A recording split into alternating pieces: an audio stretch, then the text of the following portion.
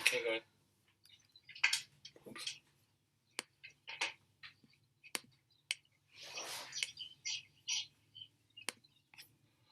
Well, there it goes. The Daverhood. Good morning, everybody. Welcome to us live on this Saturday morning. It is the 15th of May, 2021, and we are here with, no, not the 8th, not the 98th, but the 798th episode of the Dave's Gone By Facebookio, Podcastio, Programmio of the stream. I'm Dave Lefkowitz, the first show that we're doing where I'm a half orphan, which is kind of interesting. My darling and adorable wife, Joyce, is here. Hello, Joyce. How you doing? What did you have for breakfast? That's what I want to know. And you're all here, which is also a wonderful thing. So, yes, thank you. Thank you for tuning in. Thank you, if I didn't last week, for all of the really, really nice, just for days on end. In fact, I haven't checked them for a few days, but all the Facebook messages and the emails about my dad, that was very, very much appreciated. There, it's always that whole mix of people who get it just right, and everybody's well-meaning, and everybody's appreciated, and I thank you so much. And it's really touching to be remembered by people whom I've known for years, and also strangers. I couldn't recognize them on the street, but yet they're Facebook friends because they like the show, or they're in the theater or radio business or stuff like that, and they're quote-unquote Facebook friends. And then you get a message from, condolences on the loss of your dad. Sorry about this very terrible tragedy. Pull through it. So it's great to get them. And they're the ones that hit you and the ones that you can tell. And then others are like, well, I don't know this person, but I want to say something. And then you get the people, of course, like, thumbs up. Because they don't know what else to do. They may not realize that you can do heart or sad or care or, shovel of earth or something. So it's like, yeah, at least the acknowledgement, like, I've read your tragedy, I acknowledge your tragedy, and I'm sort of feeling for you, but I don't know how to say so. I'm just going to give you a thumbs up.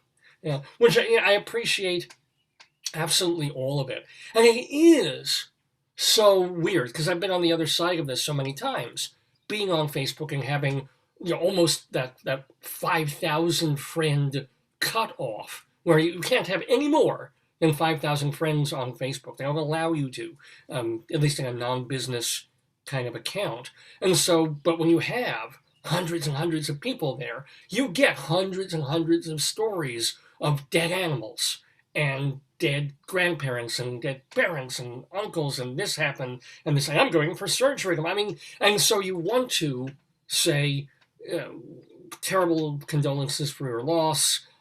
You'll pull through it. Very sorry to hear, condolences, and you want to be there for the person, but you literally don't know them, you don't feel it, and 4 times a day you got to do something like, somebody's 102-year-old grandparent died.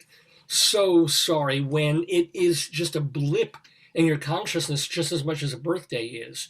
So it's this very weird emotional situation that Facebook and Twitter, I guess, and Instagram, that I don't even deal with, put you in, of like having to be there for someone where A, you barely know them, if you know them at all, and second of all, you've got to give them some sort of emotional support and think of something to say. And it's more, the word condolences does it. Very sorry for your loss. Thank you so much. And it still even extends to the old school stuff, because I've been getting a couple of cards from people in where I work. I work in a school district, as I've been saying the last few weeks. And so a lot of nice people sending me emails. People at the office got me a fruit basket to go with the 8 other fruit baskets that we've got in the past week. And only one person in this family eats fruit. So it's like there's just spoiling fruit everywhere. And also I'm getting a couple of cards in the mail. I mean, old-fashioned, stamped, 51-cent forever cards, man, from the people that you like. This is a teacher. I think I may have helped them one time with some question. They're just afraid that if they don't, you're going to mess up their classes in the database. That's right. I report all the data to New York State, right, with my boss. So it's sort of like I put the kids in their classes. I make sure that they're in the right grade and all this stupid little data stuff. You help them, like they can do their report cards, like their stuff. Yeah, and I also check on the teacher information of their basic credentials, their address. Are they special ed teachers, regular teachers? Do they have this certification? So it's like one little keystroke, I can mess up their lives. So it's like, I better send this guy a condolence card or else. So I appreciate it. It's just strange to get a card from someone and look on the return address and look on the card itself and read a name as like, what? Oh, they're really? They're real, David, right? It's like they're not just a name in a spreadsheet or a database. Yeah. Real people. Yeah, but it's sort of like people that I know a little better, and I don't hold them to this, that I don't get a card from, or I don't get anything personal from. The weird thing is they all have that grammar school teacher's handwriting. Yes! It's true, they taught themselves. If you'd gone back in the day and you went through the process of learning cursive writing, you were probably going to become a teacher in the first place. That's, if you bothered to deal in the past 25 years with cursive writing, I'm going to grow up and torture kids with this when I grow up, But as I say, I thank everybody. I'm not making fun of anyone who went through the trouble. They're very nice. But it's just so strange to get cards from people like, why did they send me? Thank you, but why'd you send me a card? And so didn't. It's a very... Some people are just more, they like to send cards more than others. Yeah. Oh, yeah, and some people are into that. Somebody like my aunt. My aunt, like one of the things that she's fixated on, now, again, she was singing Shiva with us. It was her brother who died. And the one thing that she's been obsessed over is, don't buy cards for thank you, for the condolence cards, or for all the gifts and the fruit and the platters from the Woodrow and the Lido and no, get them from the funeral home because they'll print them so much easier. Why can't a Minuteman do it and you get a discount? That's right. I could get 10% off if I did them at Minuteman. But it's sort of like, the day after he's in the ground, she's worried about the thank you cards and really appreciate your stuff and do it this way. And it's got to be this list. David, some people are very much about the social etiquette, Yeah, I'm not. Thank you for the cards. I'm thanking you here. When people message me on Facebook, I try and click and like and thank you back. If they've written more, I write a little bit more. If they email, I email. I'm saying it on the air. I don't want to fucking deal with like 50 properly printed thank you cards, and then they have to be stamped, and they have to go to the post office. And suddenly, we've just spent like $13,000 on a fucking funeral. Should we have to spend $100 on thank you cards? Because it's like, thank you very much. We appreciate the sentiment. You have to do like one in Rome. You do as the Romans. You do. But do we? I could say, I've been telling everybody, look, I've got thank you cards. I'm literally at a desk where I have cards that I have kept because I'm a Hungaleiga, as you would say. That's what we say. I don't even know when this is from. I've got like American greeting cards that were purchased 40 years ago. But their dust mites are older than you. They're always slightly yellowed, some of these, right? Oh, here's a Boynton card. I don't know why I even got that. Look at this beautiful card from God knows when, in packs of cards from Paper Magic. I don't even know if they're there. Are they empty? Wishing you a beautiful world through all the seasons of the year. Happy holidays. I don't think I could send this one back. It is Shavuos almost, but I don't, maybe not that one. But purposely, back when I wanted to be an actor like 30-something years ago, I bought these boxes of thank you. Thank you for seeing me. Thank you for the birthday gift. Thank you for this. And I still have most of them. Boxed, turning yellow. You weren't very thankful, I think. I'm not a thankful person at all. I'm not happy with anything. So what am I thankful for? But I get these cards and I keep them because, it is social custom. Now, these are pretty. These I must have gotten. This would be perfect. Look how beautiful this is. Let me see. Isn't that gorgeous? It's a Monet. What? No. And I probably spent good Monet on them. Look at this. Oh, I'm going to do this. Look who's here. Was not expecting this, but what the hell? Greetings, it's my cousin Adam Glass again. How you doing, Adam? And why do you have first of all, you have a mask on. Oh, I think you need to unmute yourself because I have everybody automatically muted here. So can you unmute your volume? There we go. How's that? So where are you that you're wearing a mask and we won't even be able to hear or see you? I am shopping. Yeah. And which is so for predicate no to call, I have on a mask. Oh, sure, absolutely. I mean, even though the CDC says indoors, blah blah blah, indoors. I know, still, but yes, but but first of all, people they don't read. Well, people are stupid. So, and I don't really feel like getting into an argument about it. But so to make everybody about masking. Now, Adam, would you be offended? First of all, you didn't send me a card, you son of a bitch, but you showed up for shit a couple of times. Here's the thing. See, I know I didn't send you a card because I've been listening to it, and you're right. I was going to say I didn't send you a card, so there. Nah. Yeah. So go fuck yourself. But here's the deal. Look, I love you too. Isn't this lovely? Oh no, you can't. Can you actually see? You can see the phone. No, I see it. It's beautiful. Yeah, this is a beautiful old thank you card that I bought 35 something years ago. It's been in my drawer. It's been protected from the elements. It's kind of tiny, so the post office might reject it in terms of. No, I'm sending dust mites and lice to any family member that I send this to. But really, would you have a problem if I took this card and wrote on it, the date? Thank you so much for your kind wishes. Here's to a better year. Love, Dave and Joyce and potatoes and whatever. Popped a stamp on it and sent it. Would you feel, like that was not the protocol as much as getting the funeral home to do it and send the card and print something really nice and profound and sign and stamp it? In Hebrew? Well, yeah. Here's my answer. Yeah. Since I am a minimalist to begin with, yeah, the answer is no. And since I am very bad with cards and everything else, the answer is still no. All right. I'm much better at either calling or when I suck at calling, I'm better at writing something or just showing up. I do much better that way. Sending cards, I'm deplorable at sending cards. And to me, the concept of buying a card that I've then added to landfill and someone's just going to turn around and toss away and then feel bad about it, or it's going to stay in a drawer for 40 years, and then their kids are going to throw it away. Right. Like, and at the same time, there's something to be said for historically having cards from our grandparents. Well, yeah.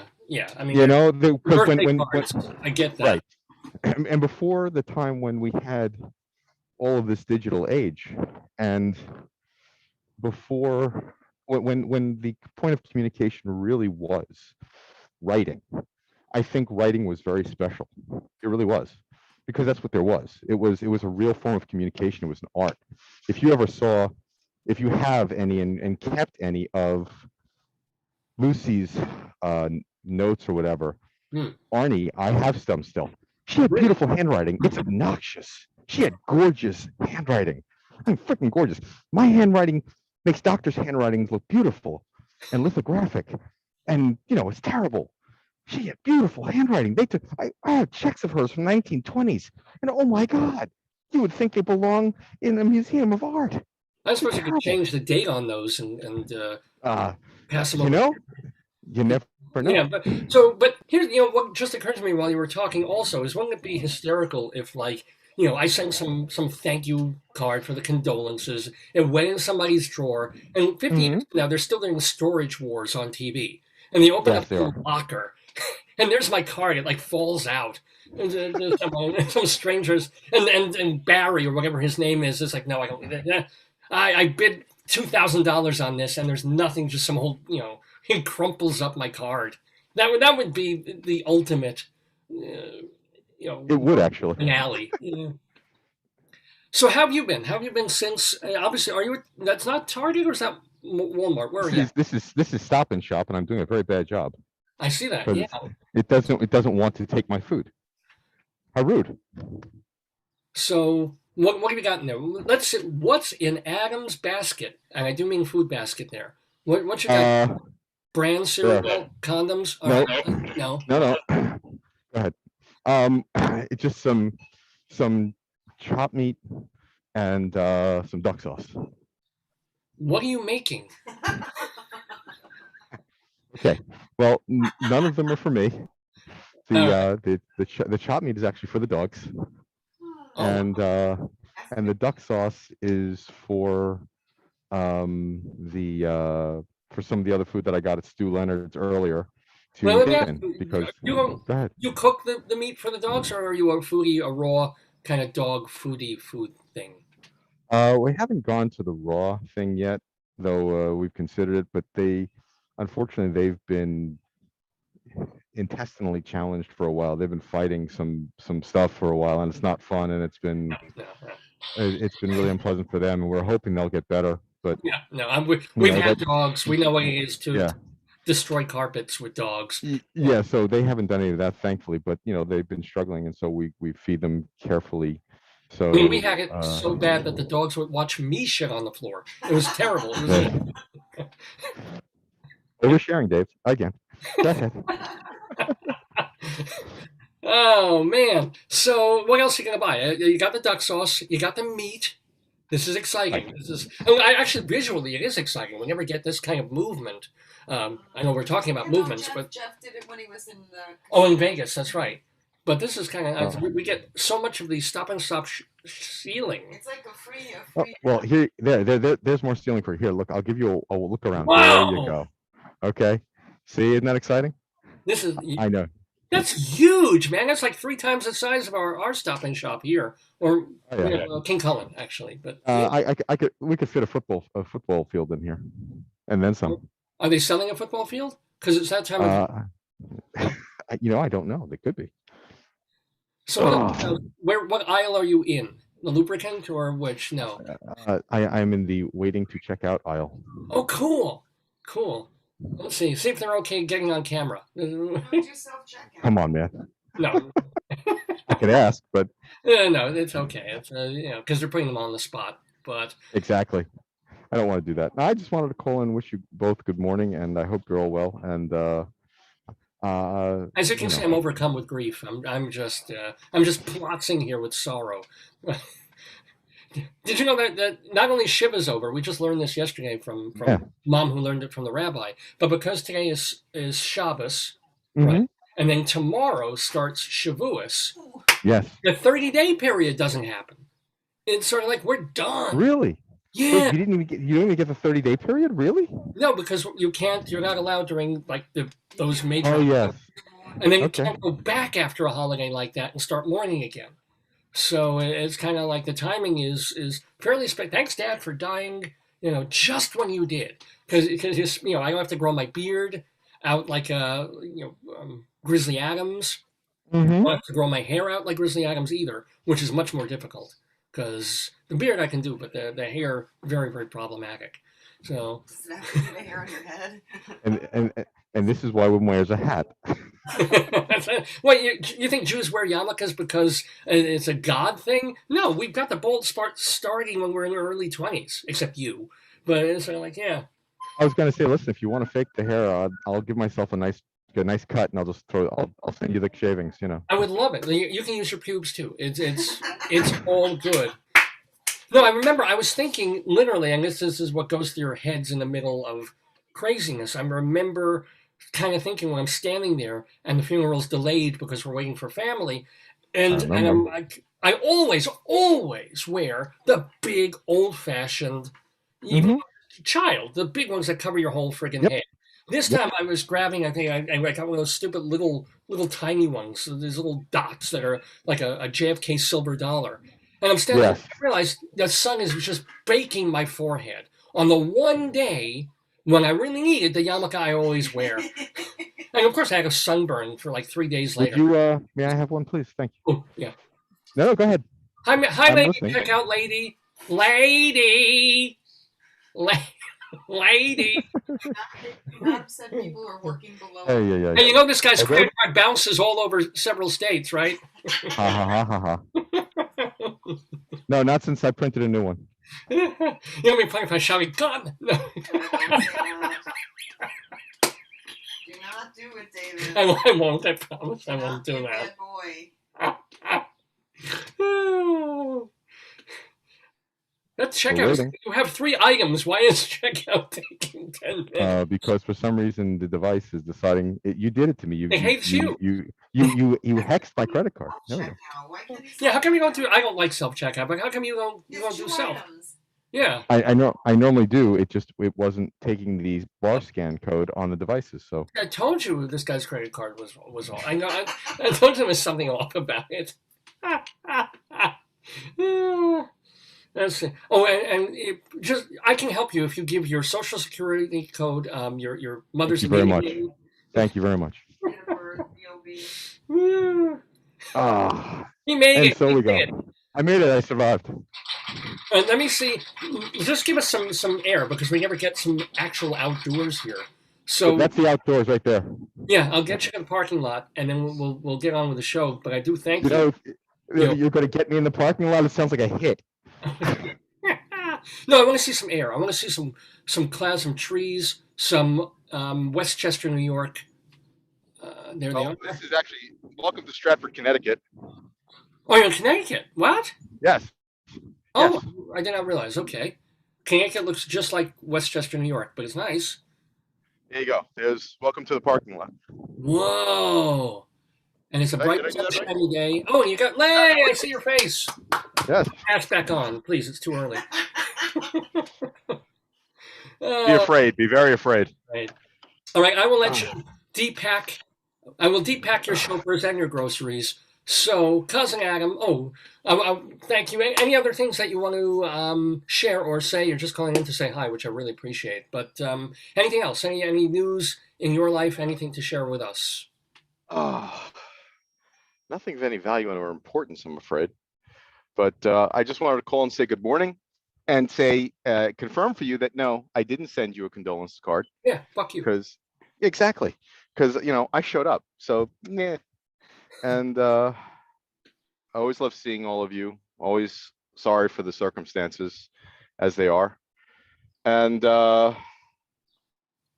hopefully the next time I get to come around will be for happier reasons, just to irritate you or something, We'll just call up and say, hey, I'd like to come over some weekend, some whatever, say hi.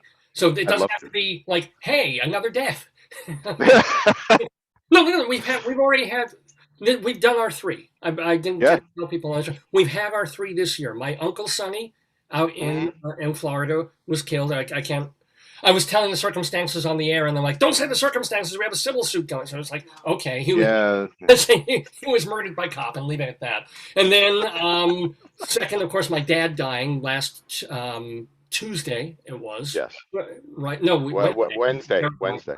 Right. And already I'm forgetting, right? May 5th. And then, of course, I don't know if you heard about this, my aunt's children's dog. Deborah's dog. When they got back from Florida. Yes, Deborah's dog. I did hear about it. Yeah. They run horrible. out, they're not on leashes. They run out of the yard, and one dog runs back.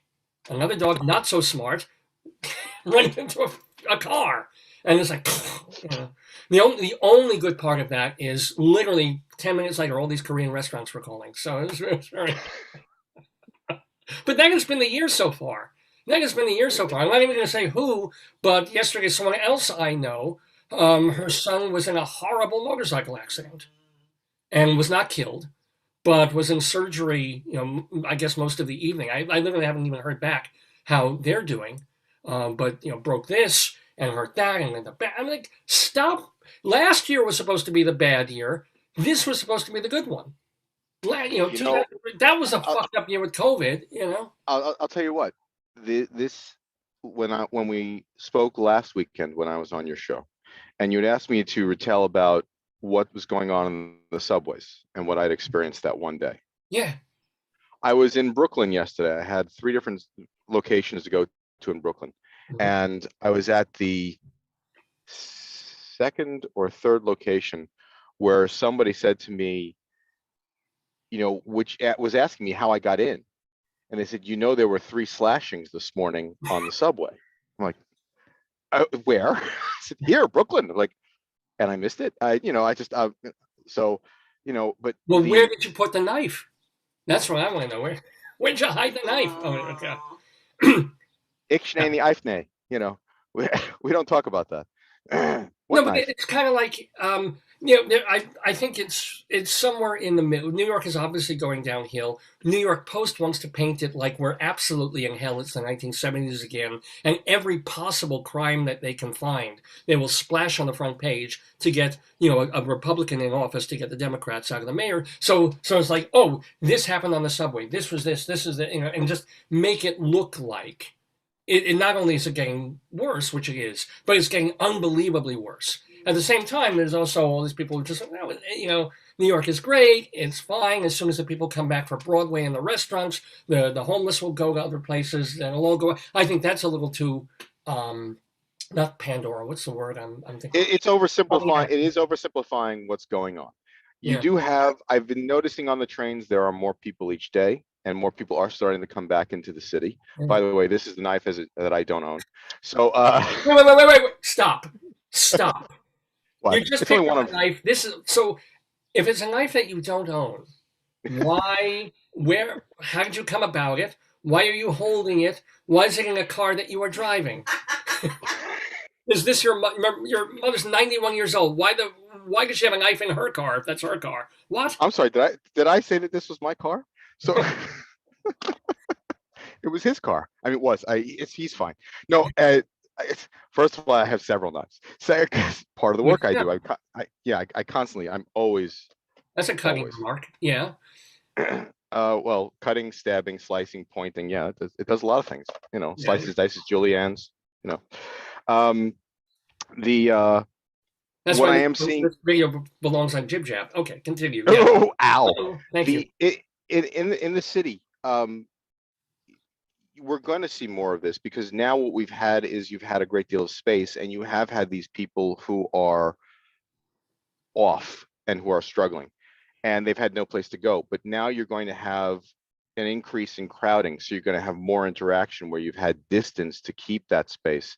So I would think we should expect to see more of this artificially before it levels out, because you're going to have, as you all of a sudden people come back into the city in droves as opposed to just dribs and drabs. Because I've noticed on the trains now the last 2 weeks, I'd say the number of people on each train has doubled. Wow. Okay. Going in and coming out. So that's a considerable increase in the traffic. And the subways, same thing. It's doubled. And so I would expect that you're going to see more of that interaction, because all of a sudden those people who were insane but had space to be insane without touching anybody now can't get away from them. And I think you're going to find more of that before we find some leveling out that takes place. There'll be an intimidation factor, because if you go after one, he's going to be surrounded by all these people trying to get here and there. So yeah. Most of them will just sit by on their cell phones and record it. but then there'll also be like a couple of people who'll be near you and go, you mess with her, and then they jump on this person and beat him to death. So, there's going to be, there'll be that, I don't want to call it a return to normalcy, but there will be a leveling out period that will take place. It's going to take some time. This has been a trauma that has shaken everybody.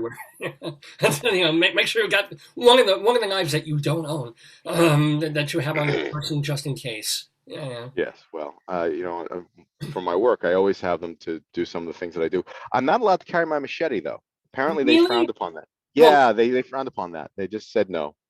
Well, the police officers and so on in Grand Central said, "Listen, please don't do that. We understand it's not concealed and so on, but really, no." Well, and the thing is, Penn Station has been so abandoned. There's sugar cane growing on the second level over by the Nedics. So it's like you need the machete just to hack your way through, get to the PATH train. It's amazing. That's yeah. So there we go. But I listen. I was trying to help. They said no, thanks. That kind of help we don't need. Fine, I'll leave it home. Well, anyway, it is a big help for you to tune in and to wish us well and to say hi. This is, by the way, I don't think I actually introduced. This is my cousin, Adam Glass. He's been on a couple of programs, especially recently. So it is so good to see you, so good for you to say hi in the Daverhood. Keep watch, even while you're driving, even while you're bringing your groceries back, all that chopped meat that has to go in the fridge immediately. And just forget the the windshield, forget the Oh, you mean rearview mirror. you mean Just that? Yes. yeah, just keep your eyes on the show because we have a great Dave's Gone By coming up for you. We'll tell everybody what's on it. But Adam Glass, thank you. Have a great weekend. Keep calling Absolutely, in. you too. Give my love to your mom, please. I will indeed. I will. And to Joyce, of course. And of course, and to your family as well. Have a good one. Thank you. Take care, my friend. You too. Let me. Bye-bye. Bye-bye.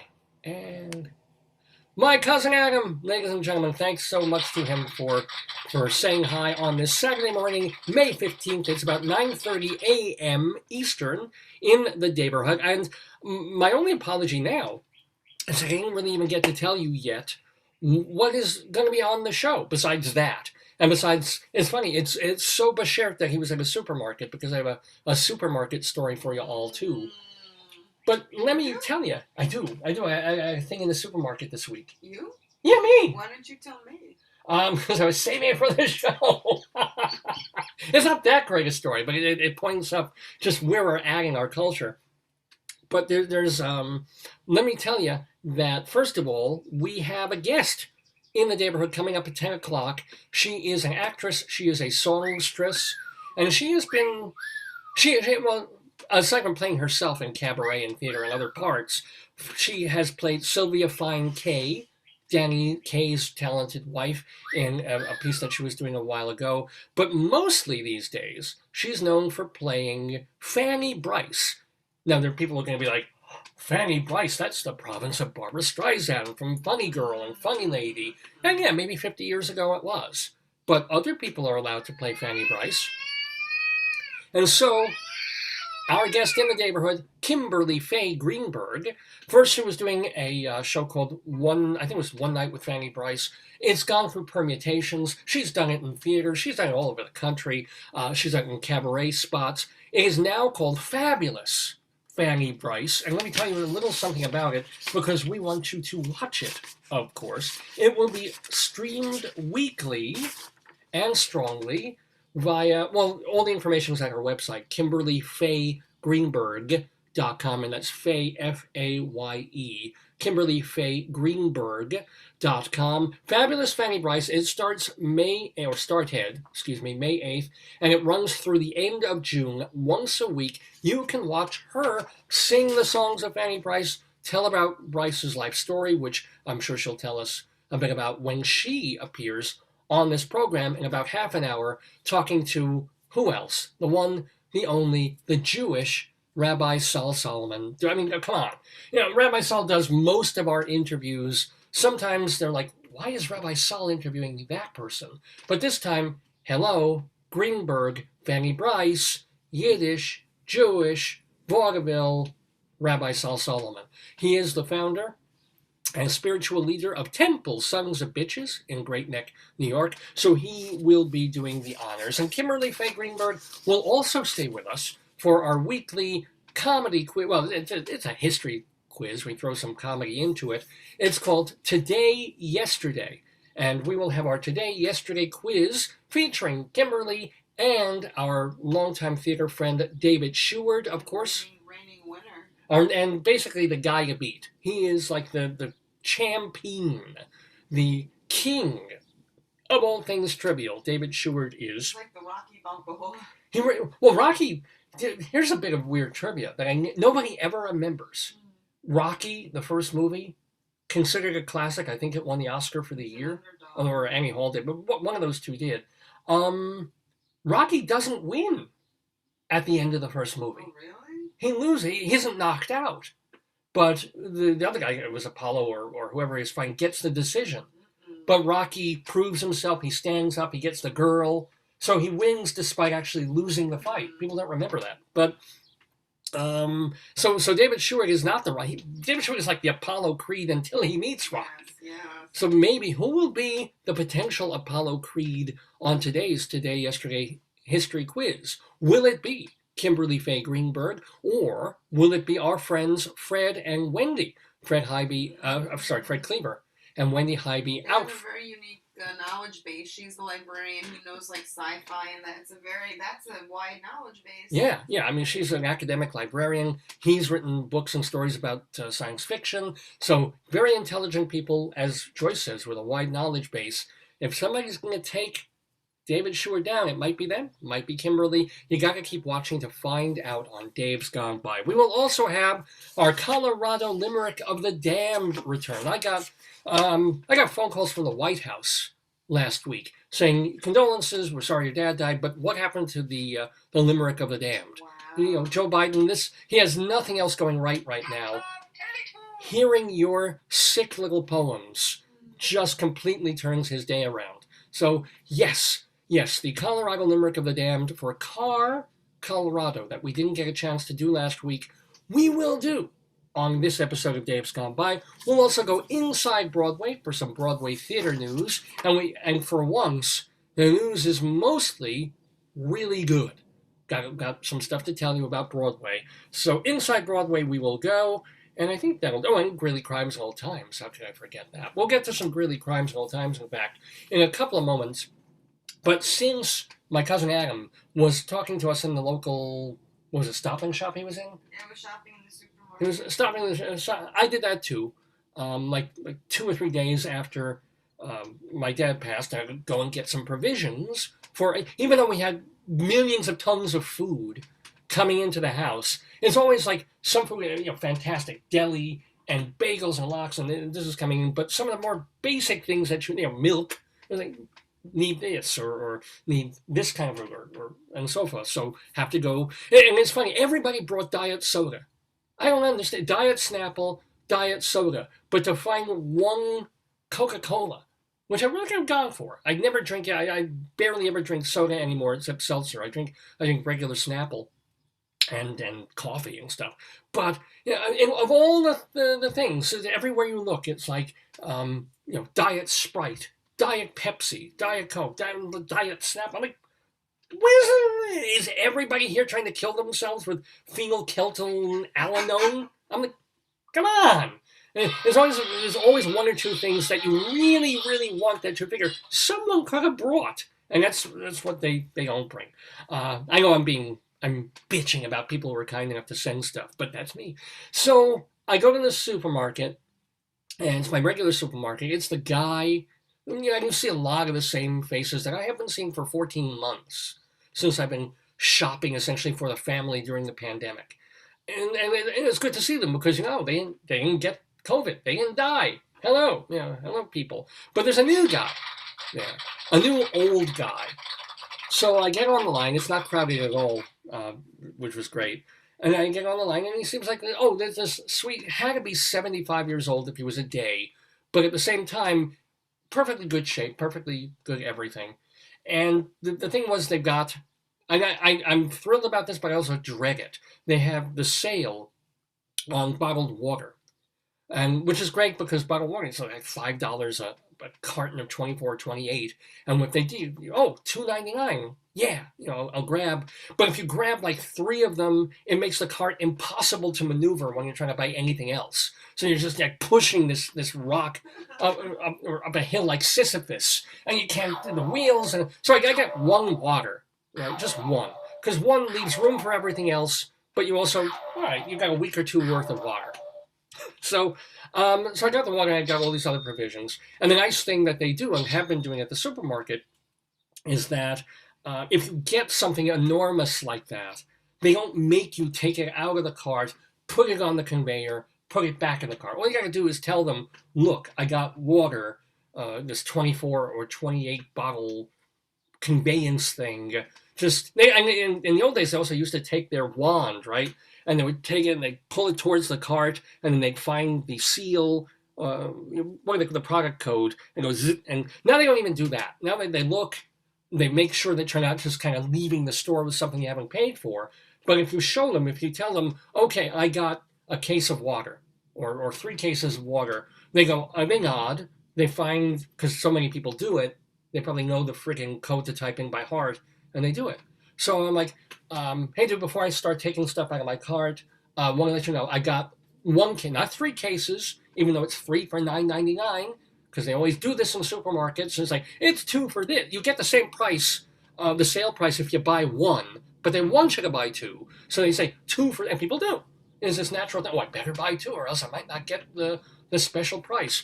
So I get 1 water on sale, and he says, well, wait, I'm not going to do that yet. I'm like, why not? And he's like, well, you have to spend $25 to get that price. Because I don't even think about it. Because usually when I go into the supermarket, I'm spending minimum Millions. 3 figures. Yeah. I mean, well, I was never 4 figures. No, but even if I come out with 2 bags, that's $130. I don't fucking understand it, but that's America. That's what groceries cost. So I know just looking at the top of my cart, I've got about $80 to $130 worth of groceries. Not counting the water, which is $3 plus that horrible surcharge you have for recycling. So I'm like, it's $25 for, you got to make sure you spend. So I'm going to ring up the other things first, and then I'll ring up your, like, fine, okay, no problem. And then this guy, again, the guy's like bald, 75 years old, just started working there, I'm sure. And he says to me, oh, I had this guy earlier. I'm like, I don't know this man. I've never met him. And now he's confiding in me. And he's like, I had this guy earlier. He came with 1 thing of, or he came with the 3 waters in the cart. And he said, I want the $9.99 deal. You're the King Soup. I'm the confessor. You're the King Cullen therapist. Yeah. Anthony. And it comes in, and I tell him, you're not going to get the sale price on that because you have to spend $25 to get that. And he's like, and this old guy tells me, I don't fucking believe this. And I'm like, David, he's not stealing the goods. He's just getting water. He's just getting water, but he's not entitled to the $9.99 price. He's entitled to like the $15 price. But this old guy working in this public supermarket is like using the F word. Like, and then, I tell him you can't, and he just leaves the cart and he says, fuck you. And he walks out. I'm like, thank you for sharing that story. David, listen, the kid probably gets take home $5 an hour. I know, it's a miserable job. Yeah. And I did ask him, I was like, what was it? There was something that also was a tip-off that he just got there, that he literally probably just started working that week. Did he have any prison tats? Well, he had no people skills. This man is like, you don't go to a customer and complain about another customer saying, fuck you. I get to do that on my show. Oh my God. And I was like, this is an interesting world, man. Oh my Lord. It's one thing that you get crazy. It's called COVID fatigue. Yeah. People are overwhelmed. Because, it's one thing that you do get the crazy, angry guy. This kind of guy, he's so anal, he should be a good personal shopper for Instacart or something. He should do that. Are you talking about the checkout person? He should do that. Yeah. And he was very careful. He was like, and then at the end, he tallied up my water. I was entitled to the special $2.99 price on the water. But I'm like, this guy, he is not going to last. He is not going to, some 80-year-old woman is going to complain. Yeah. He's most likely to. Guy most likely to tell a story that will get him fired in 12 states. This girl came to the checkout line and her skirt was so high I could see her cunt. And like the Girl Scout who's checking out, I was like, sir, can I just want to check out these other cookies. Yeah. Oh my God, ladies and gentlemen, it's Dave's Gone By. I think even though we're coming to you from Long Island, we need to be Greelified. Don't you think so? We need some timing. We need some criminality. We need to be in Greeley crimes and old times.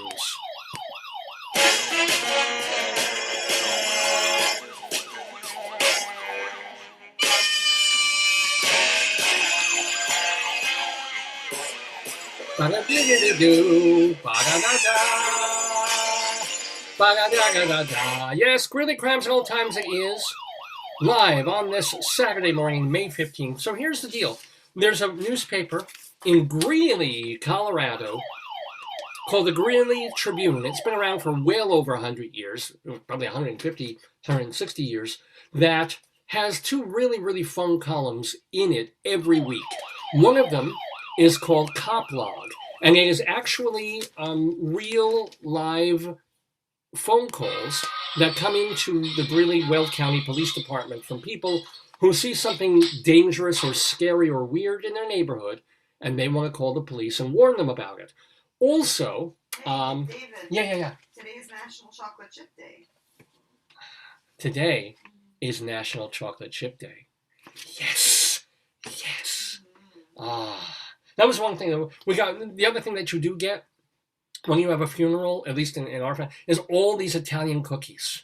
Nobody's bringing chocolate. I would love if somebody brought like Ferrero Rocher or whatever that is, or go to a nice chocolatier. But tons of these very tasty, crumbly Italian cookies with the little sprinkles on them and the cherry in between. And it's like just like platters of these cookies. I'm like, okay, these are real good. We're basically three people in a household. It's me, my mom, my wife, who will not eat this kind of crap. I've not touched a cookie since 1970. Yeah. I mean, so it's like, but it'd be nice if somebody could have brought like zucchinis. That would have been really helpful, and not cut up, because that's what happened with the fruit. The fruit went bad in 2 days because it was already sort of cut up. But a few tomatoes, zucchinis, lettuce, peppers, whatever, if somebody brought a bag of red peppers, I'm so incredibly grateful. Not that I'm not grateful for what people brought. But anyway, our guest is wanting to, you know what? Yeah, let her in. Why don't we do, let's see. If people are waiting for her interview at 10, you just let her in. Well, I can let her know, but then we have the game starting at 10:40, so it gets kind of weird. Can do Greeley Crime. Oh yeah, just tell her. Yeah. Well, I guess I can chat to her. Yeah, just chat I'm going to to chat her up, Chat her. if I can. You can. I can put a message in the waiting room. That's what I can Yes, do. you can. That's what I'm Hi. saying, that she's there, but just hang out. It's like 12 minutes, 13 minutes. Is that okay? Got it. Cool. All right, here we go. She knows that Yeah, but no, it's great that she's she tuning knows in. that she's there. Yeah. That's hard to say. So Greeley Crimes and Old Times. And Old Times is when, oh no, I knocked the chicken over. I'm sorry, chicken. That things that happened in Colorado 100 years ago that made the newspapers. So are you ready for a crime, dear? Are you ready for some crime? Headline. And this literally was from a couple of days ago. Headline in the Greeley Tribune. Natural gas leak reported at Greeley Shopping Center. I make one fart. I have one taco, and it makes the headline of the Greeley Tribune. Have gone to Taco Bell, honey. Yeah. Although, actually, honestly, mine is kind of an unnatural gas, if you've ever smelled it. The Greeley Fire Department tweeted that they were working on the leak at Westlake Village Shopping Center on 35th Avenue. The cause seemed to be maintenance issues. Be more appropriate with plumbing issues, but anyway. Now, hun, check this out. Here's another reason that someone called the police. A caller on 21st Street reported that a neighbor was throwing onions into the caller's yard. What? Of all the why? Because they're probably farmers. Maybe it's some kind of farmer dispute. Maybe throwing an onion is the same equivalent to saying your mama. I know. It might be like, And if the guy starts throwing rutabagas back, you've got... green beans are the... That's true.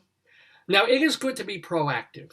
A man called police to complain that he was kicked out of a bar. Hold on. This guy was kicked out of a bar because security thought he had too much to drink. What else do you do in a bar? Well, now the man... A bar, the purpose of a bar is to drink when people get drunk, and then the bartender takes your money, right? And the bartender is also kind of responsible for calling you a cab if you can't ride. So, but that's the man in Sweden. When I was in school, this is many years ago. Yeah. We learned about other countries where if the bartender serves someone and they're obviously drunk, beyond what they perceive as the limit, the bartender and the establishment take the hit. So the bartenders are more cautious. Well, that's here too. If a guy leaves a bar, gets into a car, and smashes up something, Really? I think they can probably come at the bar and the bartender I don't know if that happens in the U.S. I don't know. But here's the deal. Uh-oh. What's Well, that? tell me. Missed May 14th was National Chicken Dance Day. That was yesterday. Yes. Well, you know what? It's still do it. far. Wait. What's way behind? Like in Hawaii or Japan? It's still National Chicken Dance Day. Macarena. What? There's a funky chicken.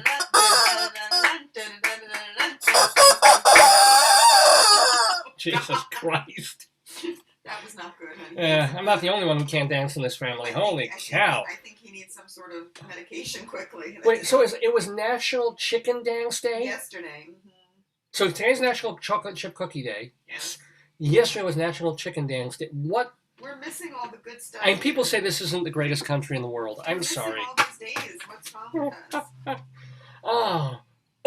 Right. But here's the thing about the guy who called the cops because he was angry about getting tossed out of the bar because the bartender thought he had too much to drink. Right.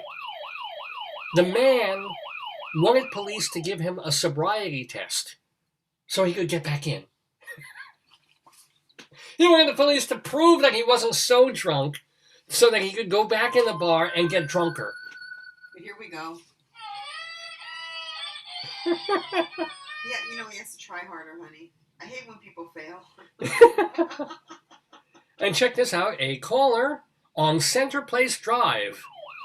Oh, we know where that is.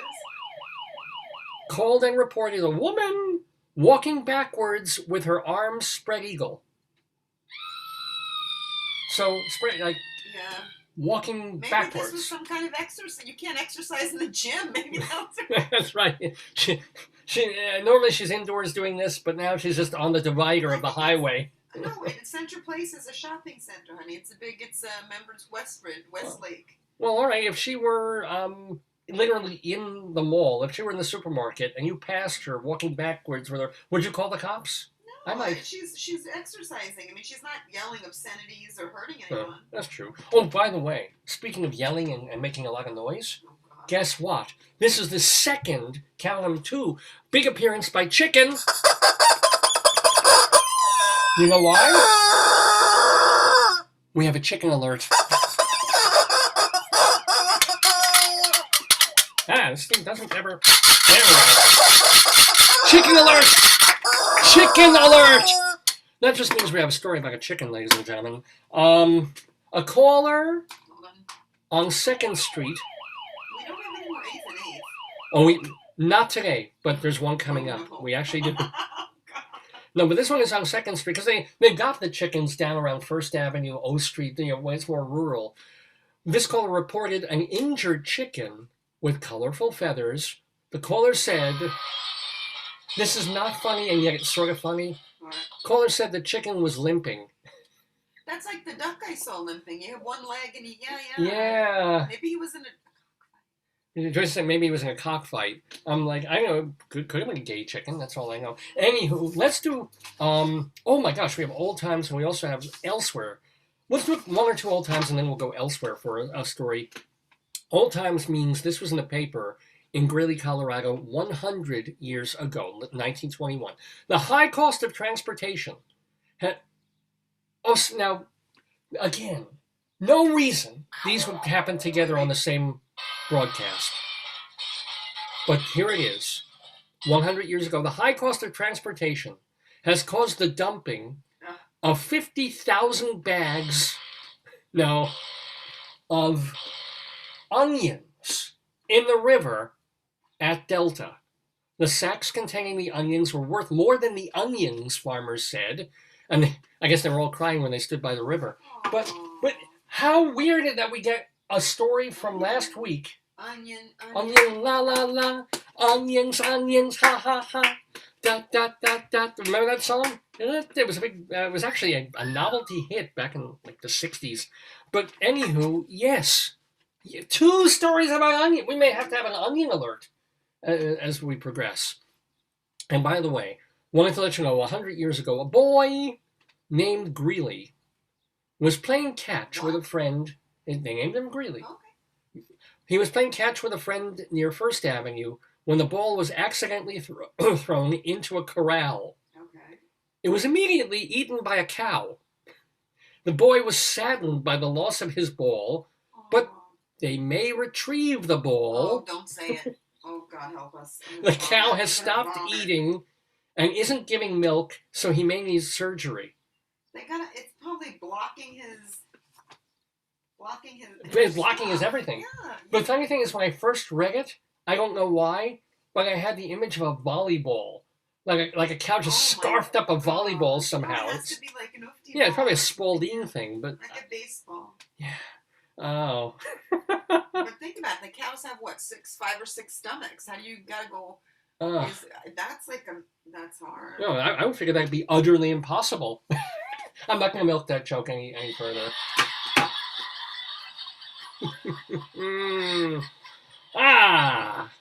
Oh, let's go elsewhere. Yeah, 4 minutes. I know, that's why I want to get one elsewhere done before we get our guest and Rabbi Saul Solomon on with Kimberly Faye Greenberg.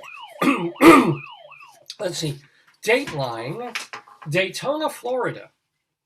Dateline, this is just kind of cute. This isn't really like a weird story, but I just find this, as a theater critic for so many years, you're always dealing with this kind of thing. The online review database Rotten Tomatoes has unearthed a negative 80-year-old review of the movie Citizen Kane. Wow. What do you think that happens then? Or the ramifications of that are that up until that moment, Citizen Kane had a perfect score, like a 100 on Rotten Tomatoes. Now it no longer does. Because that one review, like 81st review from 1930, whatever. People are so like mean, really. And it's kind of funny because literally last week, we're going to talk about this, Norman Lloyd passed, and he was almost in Citizen Kane. But here's the thing. Back in the day, the Chicago Tribune scribe wrote, Citizen Kane clinically dissects a complete egotist. The movie gives me the creeps, and I kept wishing they'd let a little sunshine in. Could be, that's why it's a classic, dude. But this is fantastic because Kane now has, it's no longer in the 100% club. Among movies that have now outperformed Citizen Kane on Rotten Tomatoes are The Terminator, of course. the first 2 Toy Stories movies, of course, and Paddington 2. Yes, that was a very good one. Apparently Paddington 2 is a wonderful movie. I believe it was much better than Paddington 1. Did you really? I couldn't bear it. It's a little Paddington joke. Mr. Peabody. Well, I don't know. It was a minor joke. It was kind of an Ursa minor, because I'm the star of the show. Ladies and gentlemen, you're watching Dave's Gone By. I would love to continue with more Greeley Crimes and Old Times, but guess what? We have so much more in the show. Wonderful guest. We have Greeley Crimes and Old Times, which we just did. Yes. Joy. We have our Colorado Limerick of the Damned. We have our the quiz. Yesterday quiz and our Inside Broadway segment. But speaking of Broadway, speaking of theater, let's talk to a woman, who is going to be doing a show that she's kind of been doing in various permutations for a decade or so now, but you can watch it online, and it's all about Fanny Brice. The actress is Kimberly Faye Greenberg, and she's going to be talking with Rabbi Saul Solomon all about the show, all about her career, all about doing theater during and now semi-post-pandemic. Should be a whole lot of fun. And then Kimberly will stay on with us. If Rabbi Saul doesn't offend everything out of her, she'll stay on and play the Today Yesterday quiz with David Sheward. I think she might be a strong contender against the group. I think this is going to be good. I feel that it's going to be like what do you call it? Like first time newbie's luck. It's going to be newbie's luck. And Chicken may play too. We'll see.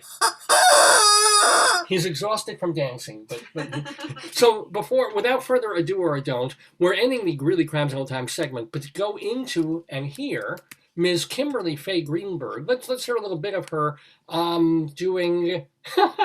Let's see. Yeah, let's hear her doing a Fanny Brice song as we bring Rabbi Saul Solomon into the Daverhood. For 2 years I have been waiting for this day.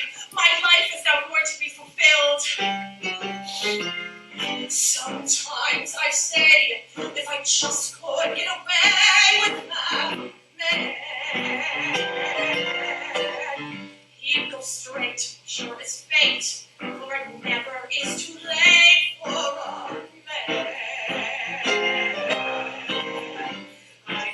also like to dream of a cottage by the stream with my man, where a few flowers grew, and perhaps a kid or two, like my man. And then my eyes get wet, I will forget, till he gets hot and tells me not to talk such rot.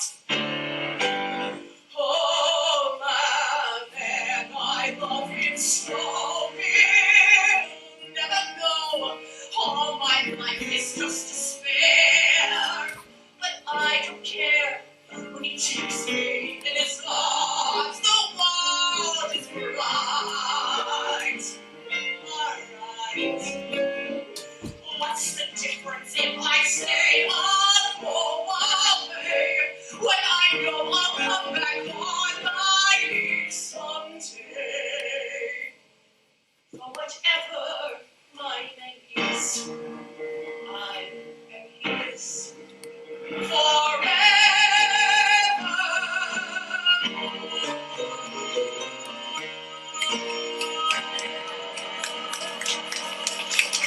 Oh!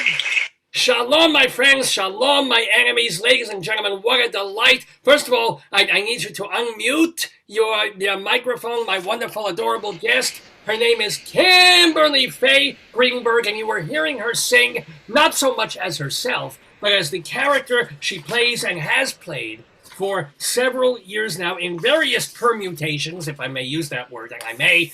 She is playing Fanny Bryce in a show called Fabulous Fanny Bryce that you can watch on the internet. She'll tell you all about it. She has also done, well, this is one of the interesting things that she has on her website. I can't disprove it, so I'm going to assume it's true. If everybody remembers back in the day, Cynthia Nixon was on Broadway in 2 shows at the same time. She was in Hurly Burly, and then she wasn't in a whole act, so then she could run in and be in another show, and then she'd run back to be in Hurly Burly in the 3rd act. Well, this is the only time that one actress has been on Broadway literally in 2 shows at the same time.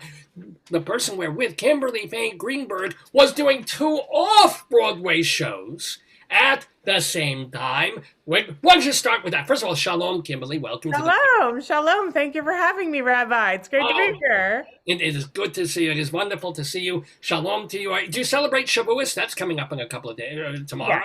Yeah. You do? Well, yes and no. I celebrate in spirit. I am a good Jewish girl, but I probably will not actually be don't but yes. So you were lying, you opened the show with a lie. There we go. Rabbi. The guilt. Yeah, don't make you send you to Gaza. All right, here we go. So here's the question. Just kidding. So what was the situation? Was this the Sylvia Fine K and the... yes. Was it the same day, or what happened? Yes, so this was for One Night with Fanny Bryce and for Danny and Sylvia, the Danny Kaye musical off Broadway. They both played at St. Luke's Theater, and it was more so that they played in reps. So I would do one show in the afternoon, one show at night, or they would be really literally like one right after the other, and it would kind of go back and forth. And that was, yes, I am the only one to do that off Broadway. So there we go. I mean, there are people who were in Shakespeare repertory companies where they're King Lear one day and Hamlet. Yeah. I think it's different because is off Broadway versus. Cocteau. I would go back into the files of the Cocteau repertory and see. All right, I'll let you do that. That's all good. I didn't actually pen the phrase, so I'm trusting the people who pen the phrase for. That's a good press agent for you, right there. That's some good seichel they've got. Exactly. Do you have what is your Hebrew name, please? Kalila. Mm-hmm. That's like a conflation of Hank Williams and Knight, or what? Where did that come from? I don't know. I actually, it's so funny. I used to know, but it's been years since I've actually discussed that. You're the first person to ask me that in many, many moons. Well, look who you're talking to. I know. My parents, somehow they decided that was maybe the closest they were going to get to Kimberly. So that's probably why it went that way. Well, so somebody died with a K or a Kuf or yeah. Exactly.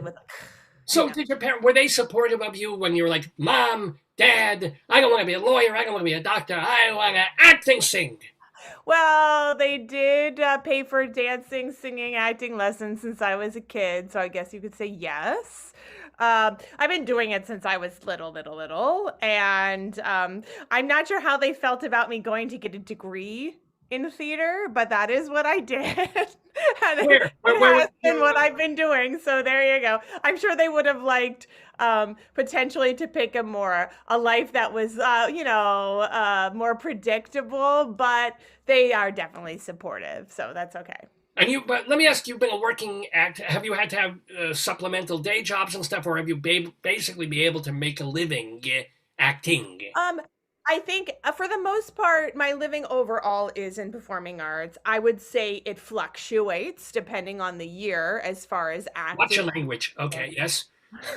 But I mean, my day job, I put that in quotes, is as a Broadway wardrobe dresser, so as a swing. So I do both simultaneously. When we're talking about the two shows off Broadway, at that same time, I was also swing dressing at Billy Elliot on Broadway, which was on the same street. So I would literally do a matinee of one of the shows, and then I would run down the street and end up at Billy Elliot in time for the middle of the first act for a big quick change, and I would dress the show there, and then I would go back to my theater and do a show at night. So it was always funny because I was always in like my pin curls and my lashes and my makeup dressing at Billy Elliot and then running back to my theater and doing the show. So that actually sounds more stressful than doing the repertory of the two shows. If you're physically running and backstage at a Broadway show putting trousers on the I know.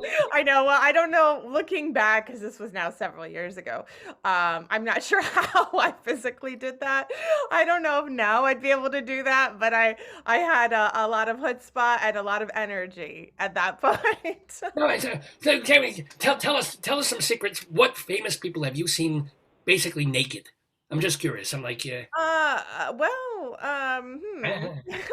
I don't know if I could give away my secret. Yes, you can. Yes, I mean, I've dressed a lot of shows. So, I mean, I've dressed everything from Lion King and Aida and Cinderella and Something Rotten and Grease and Billy Elliot. So, and I, as a swing, I do a lot of what are called dresser tracks in the building. So that's a lot of different people's jobs, dressing a lot of different actors. And I go in when someone's sick or on vacation, and I do their job. Basically, that's what a swing does. So I have met and worked with and dressed a lot of individuals. All right. Well, as a dresser, we don't really actually pay attention to any of that. It's not really something that we're. No, you never pinned a thing on Hugh Jackman's fly. No. But let me, like dressing the Lion King. Does this mean you put like big old weird headdresses and wings and humps on things? It does. It means you actually, for like the giraffe, you actually climb a ladder to put the stilts on the actor and put that big, if anyone's seen who's watching, there's a big giraffe headdress, and you climb a ladder to stick that on whoever the actor is that's playing it. Yes, it's a lot of dealing with puppets and like carrying really big puppets or on your back or lifting them. A lot of hyena heads, you know what I mean? They're all on big harnesses that go over the actor's body. So yes, there is a lot of that. And this is why equity stage managers run around with clipboards. It's like, let's see if that ladder's sturdy. Yes. It's very physically demanding for the actors, but also for the dressers who are handling the costumes, depending on the show. It's a lot of lifting and carrying. I think people don't realize that, lifting and carrying and laundry baskets with lots of clothes and stairs, because people don't realize in Broadway houses there's no elevators. You could be climbing 6 flights of stairs potentially. Wait, you're not going up to the catwalk. You're not going up to where the lights are. Sometimes, and there in Tarzan, we had to go more, not up to all the way to the catwalk, but we had to go pretty far up because she drops off the ship. Is it in the beginning of the show? She falls, something like that. So you do climb sometimes you do climb. Wow. Yes. I'm so glad I asked this because this is so fascinating to me. It's like, by the way, we're talking with Kimberly Faye Greenberg, Broadway dresser, and we would be interviewing you even if you were only a dresser. But of course, you were also. What was like the first major acting gig, that whether it's in New York or elsewhere, that you booked? Oh, goodness. Oh, that's it. That's a tough question. I mean, I've been doing a lot since for a long time. What I think my first big gig that I thought was really cool was I booked a cruise ship like right when I was very young. And then I worked at a lot of TV when I was younger. And Commercials or what? What did you do? oh, I did like ER and I did a season of Buffy. It was glorified. It was a little glorified background work. I was very young, but I did an actual TV show when I was in high school as a host of a TV show for teens about health and wellness. So I did that. I guess that was a pretty good job. Yeah.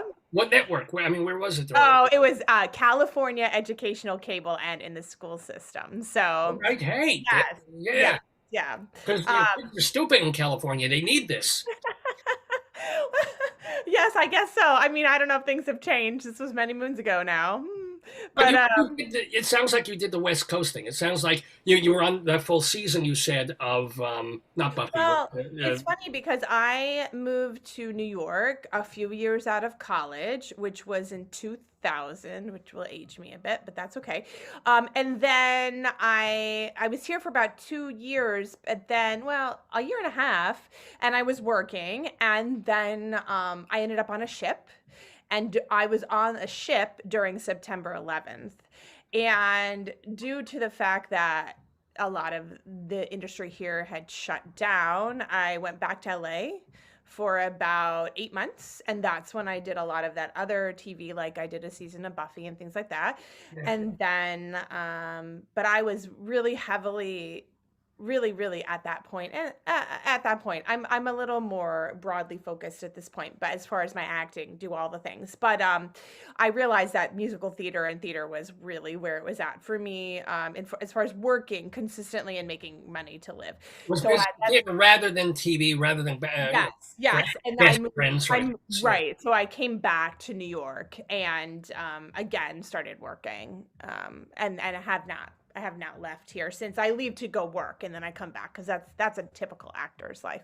But Well, so until we get to Sylvia Kay and kind of what are some of the roles that you did and enjoyed doing before you hit on, aha, I can play Fanny Bryce, don't you? yes, Yeah. Fiddler on the Roof I've done 3 times. Yes! Yes! And one of my all-time favorite shows. I could do that show forever and ever. Like when you start to sing tradition, you know what I mean? You get the chills. It's really cool. What else have I done? I've done a lot of new plays that have gone on to be played again and again and again. I've played a lot of historical women. Everything from Lillian Hellman. I played Kathleen Kennedy.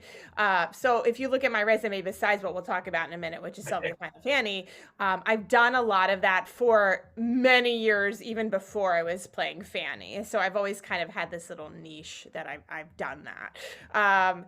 Lots of, typical musicals that I've done, Dolly, and, lots of the standard musicals. In the regionals or? Yeah, in the regions.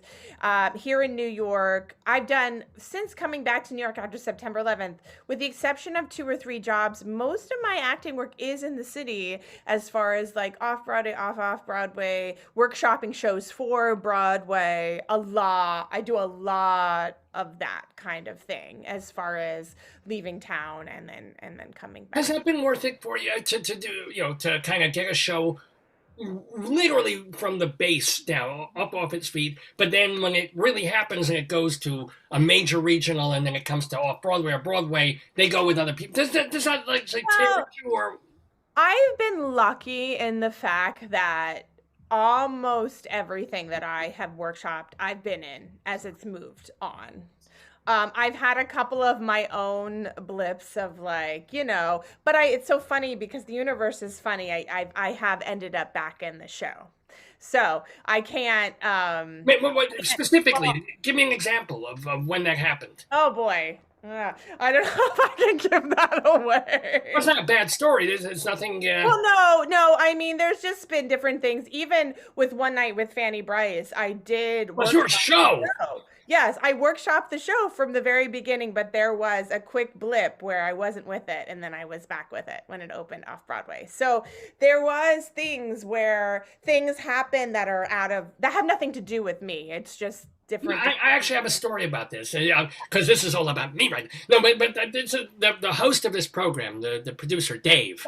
Yes. He has a show that he does. He has a solo show called The Miracle of Long Johns. So a week or two ago, he was trying to pitch this to a bunch of producers. And he's saying, oh, it's a great show. They're going to love it. It's going to put it. I'm going to say how wonderful it is. It's one man. It's easy to do on Zoom. It's easy to tour and all this. And so you're pitching one after another, like 12 producers in a half hour. And the thing that threw him completely, what question do you think 3 out of the 11 producers asked him? Who's going to play you? Who's going to play the role in your show? No, and it wasn't even that. It wasn't just because they knew Dave was the star. They knew that he wrote it for himself to perform about his life. Right. But they said, "Oh, do you have an understudy?" Right. Oh. I'm like, or Dave is like, what do you mean do I have an understudy? I'm playing it. It's the show. Yes, I know. If you produce it, you find an understudy, and they'll do it on Wednesdays and Saturday matinees. Yes. It's Dave's job to find an understudy for a show he hasn't been done yet. Right. Well, the show off Broadway wasn't my show, so that's different. That's a whole different thing. The show I have now, so there's many incarnations of Fanny. I don't know if we're ready to talk about that yet. Yeah, we are. Okay, so initially, I'll start from the beginning. So we talked about Fiddler. I was doing a production of Fiddler in a dinner theater, and they were. I love it. I'm sorry. I know, and you can do anything in a dinner theater, but it's like, Papa, I'm marrying a guy. Oh, no, Tevka. More, can I have some salt? Yes. Oh, completely. That is how it goes. But, dinner theater's a lot of fun because of that atmosphere. But they were going to do Funny Girl in the next season. And they had asked me to learn the role so I could potentially play it in the following season. So I did spend a year learning the role. I was familiar, obviously, with Funny Girl. I grew up listening to Barbara. People had told me that would be a role. Barbara who? The Barbara Streisand. Okay, anyway. So funny enough, cut to a year later, I didn't get that job due to a series of circumstances. Again, things in my control or out of my control, whatever. But the work I put in actually helped because that actually led me to do The Kid from Brooklyn, the Danny Kaye musical, which was touring Florida. So I ended up playing Sylvia Fine in this larger scale Danny Kaye musical, which brought me off Broadway with Danny and Sylvia, which is a different show, two-hander show. Danny, Brian Childers, who played Danny, brought me into the off-Broadway version, which was great. Then somebody saw me in that show, and they had a show called One Night with Fanny Bryce, which they wanted to workshop. So I spent a year workshopping the show. We made an album. We played the show at a theater in New Jersey. It went very well. And at that point in time, because I was in Danny and Sylvia off Broadway, we were able to open One Night with Fanny Bryce off Broadway. Now there was a short stint between those two that the creative was going to go with another person who had a different set of credits and things like that. So, but it did nothing against me or anything, but it did work out where I did end up opening the show off Broadway. I had workshopped it. I ended up being able to open it. And that's how I became the one to do two shows at once. And then people saw me in that show. And so numerous things started to happen. I had good reviews in the Times and the Associated Press, blah, blah, blah. And I was asked to be in a workshopping for Broadway called Ghostlight, which had the character Fanny in it about Olive Thomas, who haunts the Ziegfeld. And then I was also asked to be in a show called Speakeasy Dollhouse Ziegfeld Midnight Frolics, which was at the Liberty Theater. Right. Yeah. And that was again about Olive Thomas and a series of other things. And so there was Fanny in that show as well. And then since people had seen me in Fanny, I was then getting phone calls about, do you have something else that you can bring to us? And that's how I created a show called Fabulous Fanny. So the current show is yours. Yes, so Fabulous Fanny, the songs and stories of Fanny Bryce, or what its shortened name is, Fabulous Fanny Bryce, is my show that I created because of answering a need. Because and people want to see a show about. Yeah. So since people have seen Funny Lady, Funny Girl, the other Fanny Bryce show, what tact is yours? What is special about yours and your telling of her story? Well, it's very different. I had to ensure that it was a completely different show than what I did off Broadway. And what's different, the two differences are the One Night with Fanny Bryce in its own right was a very linear journey of Fanny Bryce's life from kid to adult through adult. My show is more driven in anecdotes and stories, but you also still get the information about her life, but it's not necessarily in linear fashion. It's also more so about more of a personal journey. And you know what I mean? Just her like personal journey. It's not you reflecting on her. It's all her personal journey, though. Yeah. Well, I as Kim do reflect on her at the end, but for the most part, I am Fanny. I basically had done Fanny in all these shows, and I knew how I related to Fanny and what interested me and what I felt worked in a portrayal of what I was doing. And again, I felt that I wanted to take a more personal tact of Fanny. Here's the thing, not to spoil anything, but just to give us a little taste, a little appetizer, if you will, because Jews love appetizers. What's an anecdote about Fanny Bryce that you can tell us that would amuse or surprise us? Sure. Okay, so here's a little anecdote. So her mother was a seamstress for a time, and she used to make all her clothes and underwear, as you would have done at that point in time. And she didn't know how to dance. So Fanny didn't know how to dance, and it did end up getting her fired from a job. From George M. Cohan hired her, and she got fired because she couldn't dance. And so when she was on tour with burlesque, she convinced the showgirls at the time that she would trade some of this underwear that her mother gave her for tap dancing lessons so that she would be able to dance and not get fired again. Cut to many moons later, and this is actually quite, I think, a very unknown anecdote, but it's fun to share with the audience in my show, is that Nick Arnstein, her second husband, went on the run because he didn't want to be caught by the police and arrested and put in jail. He'd already been in jail. He didn't want to go back to jail.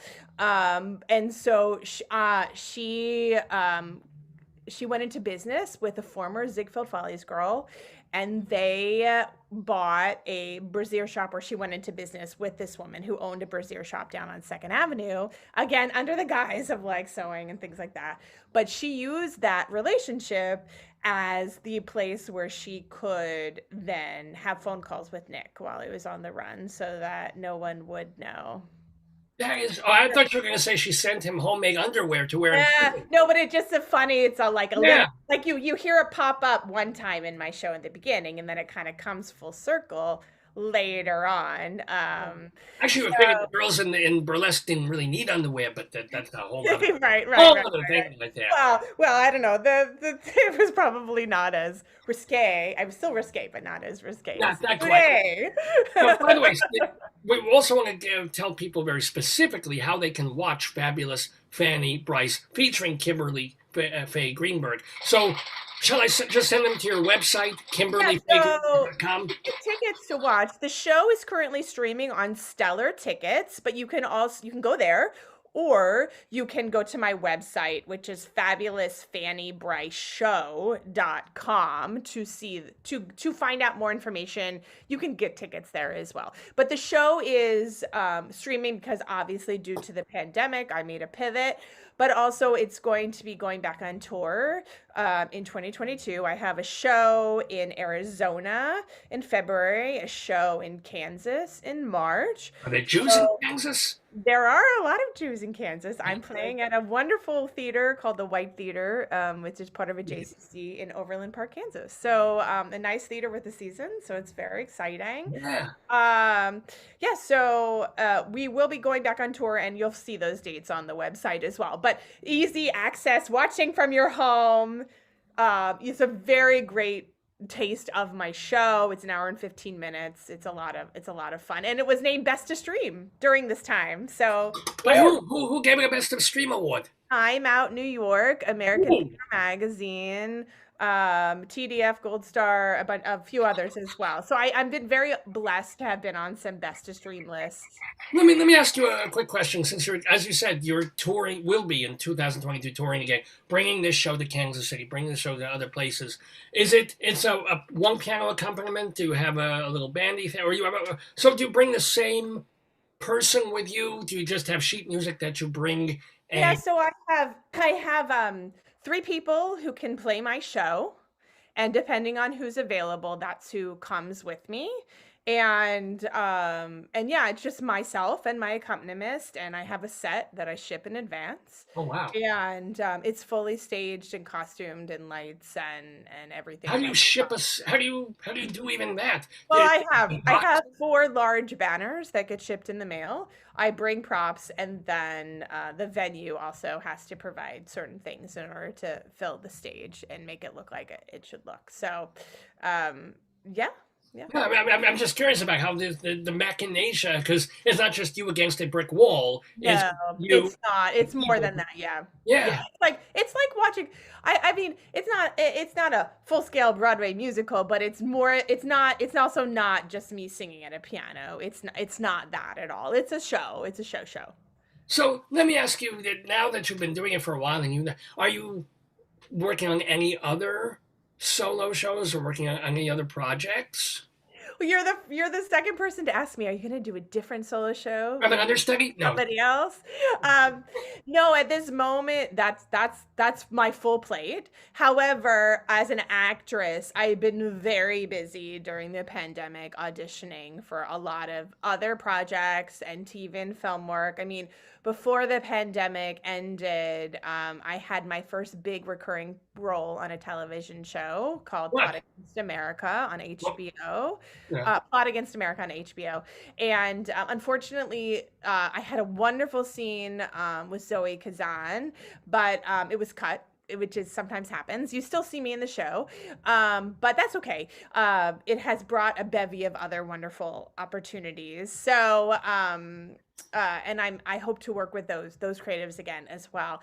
So who knows what that next thing will be, but there are a lot of things percolating, and who knows which thing will actually pan out. But I've definitely stayed very busy as far as an actress auditioning and things like that. And Fanny's been great because it keeps me not only feeling creative and learning new things as far as the streaming, but then it's also been great to have my kind of talent still out there during a time when things are kind of, there's not much going on. So yeah, a few more weeks on that. I've got to ask, because as you said, you've been a dresser for 20 years backstage. You've also been acting for all these years. And this time, do you have any, if not Scott Rudin stories, do you have any pre-woke bad time stories, even if you don't name names of things? No, I mean, I've had my fair share of, being treated not so nicely, but unfortunately,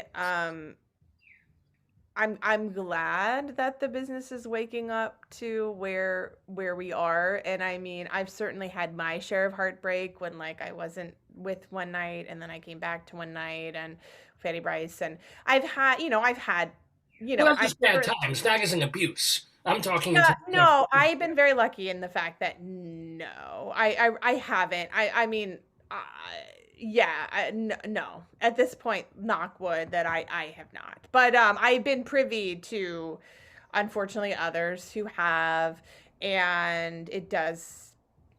So were you, when the Rudin news came out, did you go, oh, finally? because you had heard from 10. No, I have never worked in. I don't even know if I've worked on a Scott Rudin show. Actually, quite honestly, I'm not one of those who is paying a lot of attention to all of that. I'm so busy trying to kind of stay in my lane. But it is a fact of the matter that there are Scott Well, Rudin. but that's almost more important in the sense that I sorry to hammer this home, but it's almost more you intimated that you've heard stories from other performers Yeah. about not him, but others, and they're not getting raked over the coals. They're kind of just sort of sliding on without getting called out. Yeah. That's, Yeah. This business is funny. I don't know how everything will pan itself out. It's a tough thing at this point. I think the business is changing a lot in the fact that more people feel comfortable speaking out. I mean, as someone who hasn't experienced that firsthand, that's not something that I would be speaking out to, but I hope, and as we move into the future, that more people will feel like it's okay too. Actually, what would be really funny is if you did like a Karen Olivo, and he's like, I'm stepping away from Fabulous Fanny Bryce because the author is an asshole. I'm not doing it anymore. Right. Just, I hate the author. I'm gonna give myself a little slap on the wrist. Yeah. Well, there is something to be said for creating your own work. I mean, you know what I mean? Like, you're your own boss. But that's not to say that, when I have my own work, that some people go, oh, that's cute. Do you know what I mean? Like, that's cute. So there is that too. You know what I mean? Like, the gold star from, they're recognized by Hartford Stage. Oh, this was done here. And it's like, no, it's your little, you wrote it, you did it, your vanity. Yeah, and there is that as well, which I've had to climb some hurdles over as well, especially during the pandemic. And with my show, it's been, because my show was taped before the pandemic, and luckily I had a great video of my show. Okay. And then it's in front of an audience. It's in a theater. I call it Hamilton without the $1 million budget. But it's been even my struggle to be able to be like, folks, I'm not singing in my living room. You're watching a real show. Do you know what I mean? When it could be, that's cute. That's cute. You put a little show online. No, I didn't put a little show online. You know what I mean? Like, this has been around for many years. So I mean, it's because I think too, so new, people don't know what to make. People have certain ideas of what certain things are. So we all have our hurdles that we're struggling with. Yeah. Well, my hernia. That's the thing. Did you ever have to put on somebody's hernia truss backstage? Did you ever have to no, luckily undergarment? No, luckily no. Speaking of tough times, how has COVID, aside from the performing, how has COVID been for you for like a year and change? It's been up and down. I will say I've had certainly my days of like, oh, this is not good, of like massive stress. I think in the beginning, it took me about 4 months to really kind of settle in to some sort of routine, and like, it's going to be fine. All's going to be fine. We're going to come back. But I also will say that the one wonderful thing about COVID, which I started to kind of reiterate in the ether of online right away, which was like, oh, I finally have the time to do the things that I've been talking about for a long time. And so and luckily my brain has always been very self-sufficient, and I've always kind of been doing a lot of things. So I've been able to like really embrace that and create some things over this time, or try to, do things that I've been meaning to do for a long time, that I finally had the time to do, so that maybe when we come out of the pandemic, or we're coming out, you know what I mean, I have other things other irons in the fire, or I've expanded my performing ability in a certain way, or now I have Fanny and it's a whole different thing, you know what I mean? So I've tried to embrace that and be open to it and encourage others, because that's the thing that we usually don't have any time. I'm usually just running around like a chicken with its head cut off in my everyday life, trying to balance all my plates. So exactly. Well, he still has the head, but Yes, exactly. after Shabbos we'll cut it off. You mentioned, I still can't get away from this, Barbara. So Yes, you've seen Funny Girl, you've seen Funny Lady, or have you purposely not looked at that? Oh no, I've seen both many times. Okay. Oh yes. I'm not in any way doing Barbara in what I do. I am not Barbara in any way, not in voice, not in any of that. But oh yes, I certainly have seen. I love Barbara, and I have seen both movies many times. But did you have to sort of get away from and even the storytelling of the movies just to do what you had to do? And not to mention the other Fanny Bryce play you were in by someone else that, just to clear up and read a book. I mean, I guess you worked from a biography, like. Yeah, I mean, because of all this and all the things I've been in, I had so much massive amount of information to pull from. But then I also was able to read her unpublished memoir, which is available to the public to read. Fanny Bryce is not Barbra Streisand's Fanny's, right? Yes.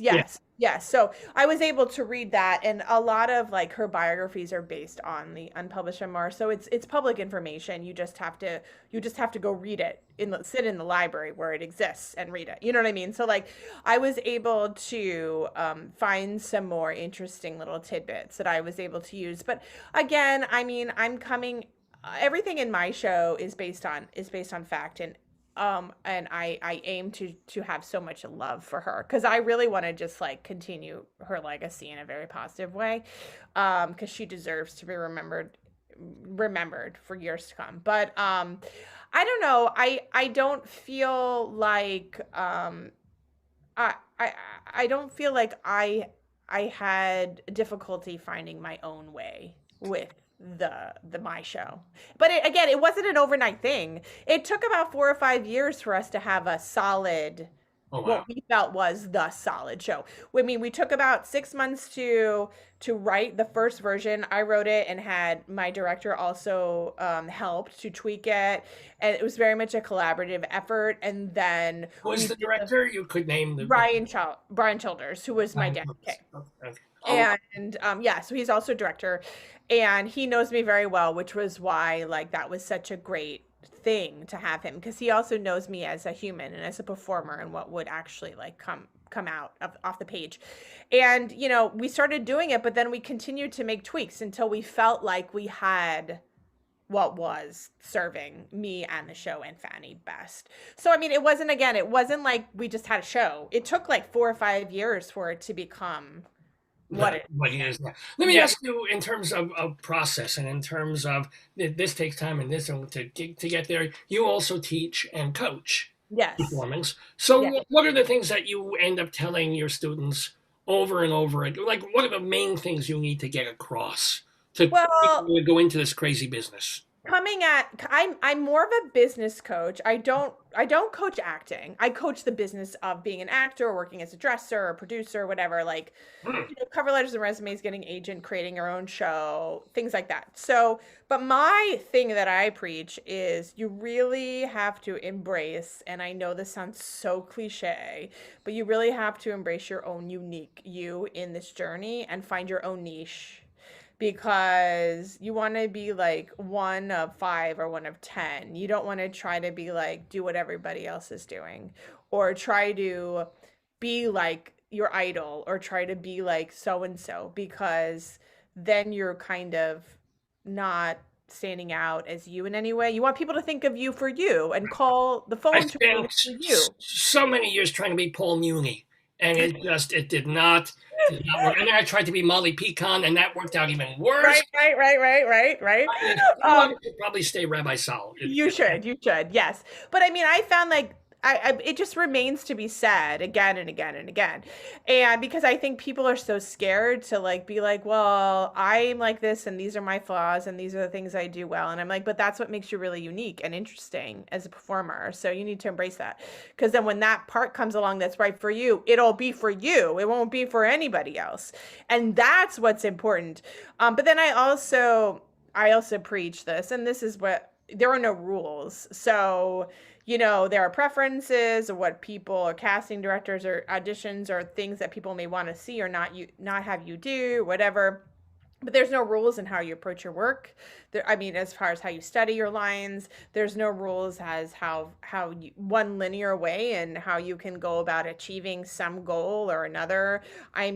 Truthfully, we're all figuring this out as we go along. Do you know what I mean? So, when one door opens, one door closes, figure out another way to open a window or to walk around the door, or what I mean? Like, there's all that. So those are my big things that I preach. And then I preach work smarter, not harder. Like, ask the people around you who have already done what you want to do, how they did it, so you don't spend 10 years spinning your wheels. I've spent 50 years spinning my wheels. They're still spinning. What can I tell you? I've spun my wheels for many a year too. So I now take my own advice because I've learned. What people should do is spin their internet keyboards to Fabulous Fanny Brice Show. Could you make that line a little bit longer? I know, Fabulous right? Fanny Brice Happy Good Time Jewish Show.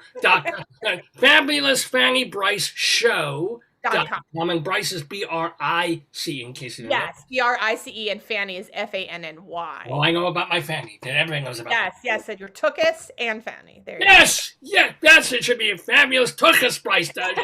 And see, that's my business advice to you.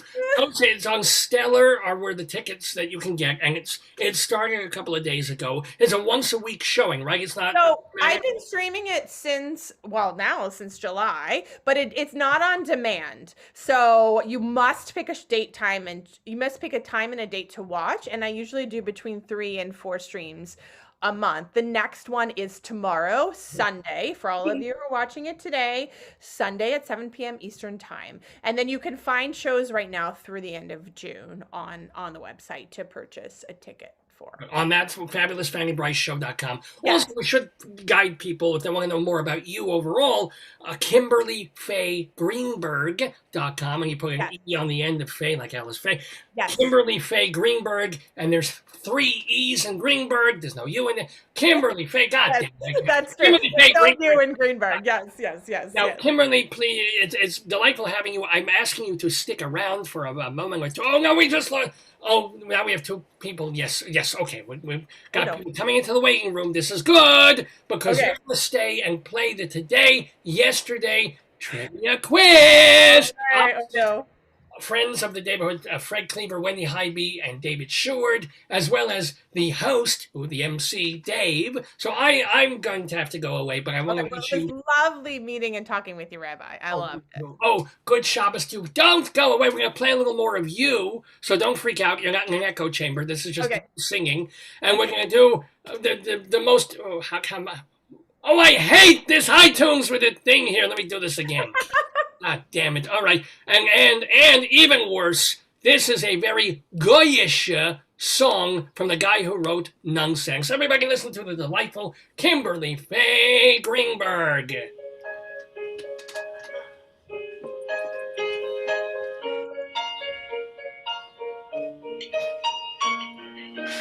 At St. Clair's School, religion class began with Mass each day.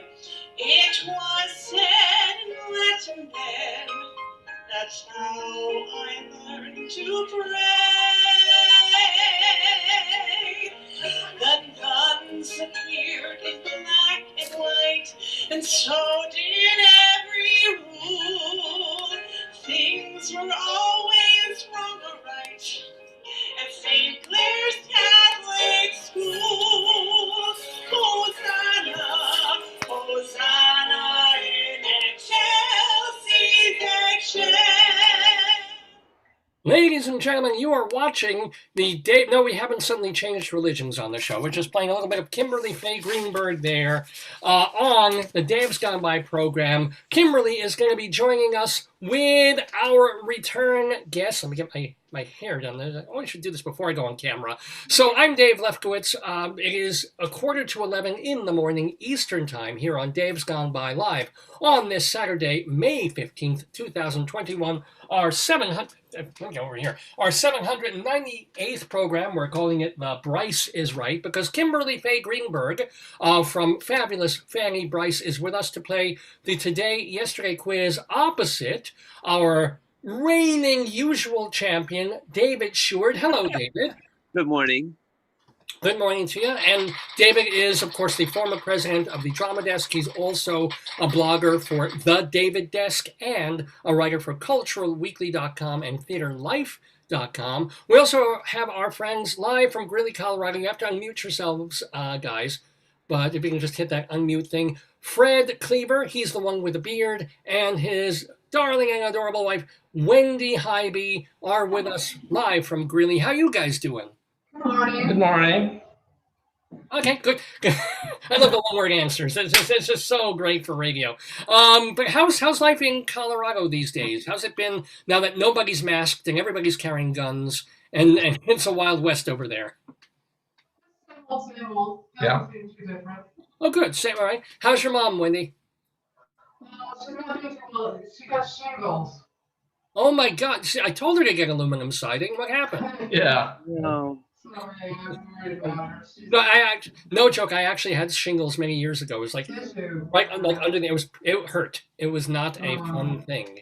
Yeah, she didn't need the extra pain. She already had enough pain.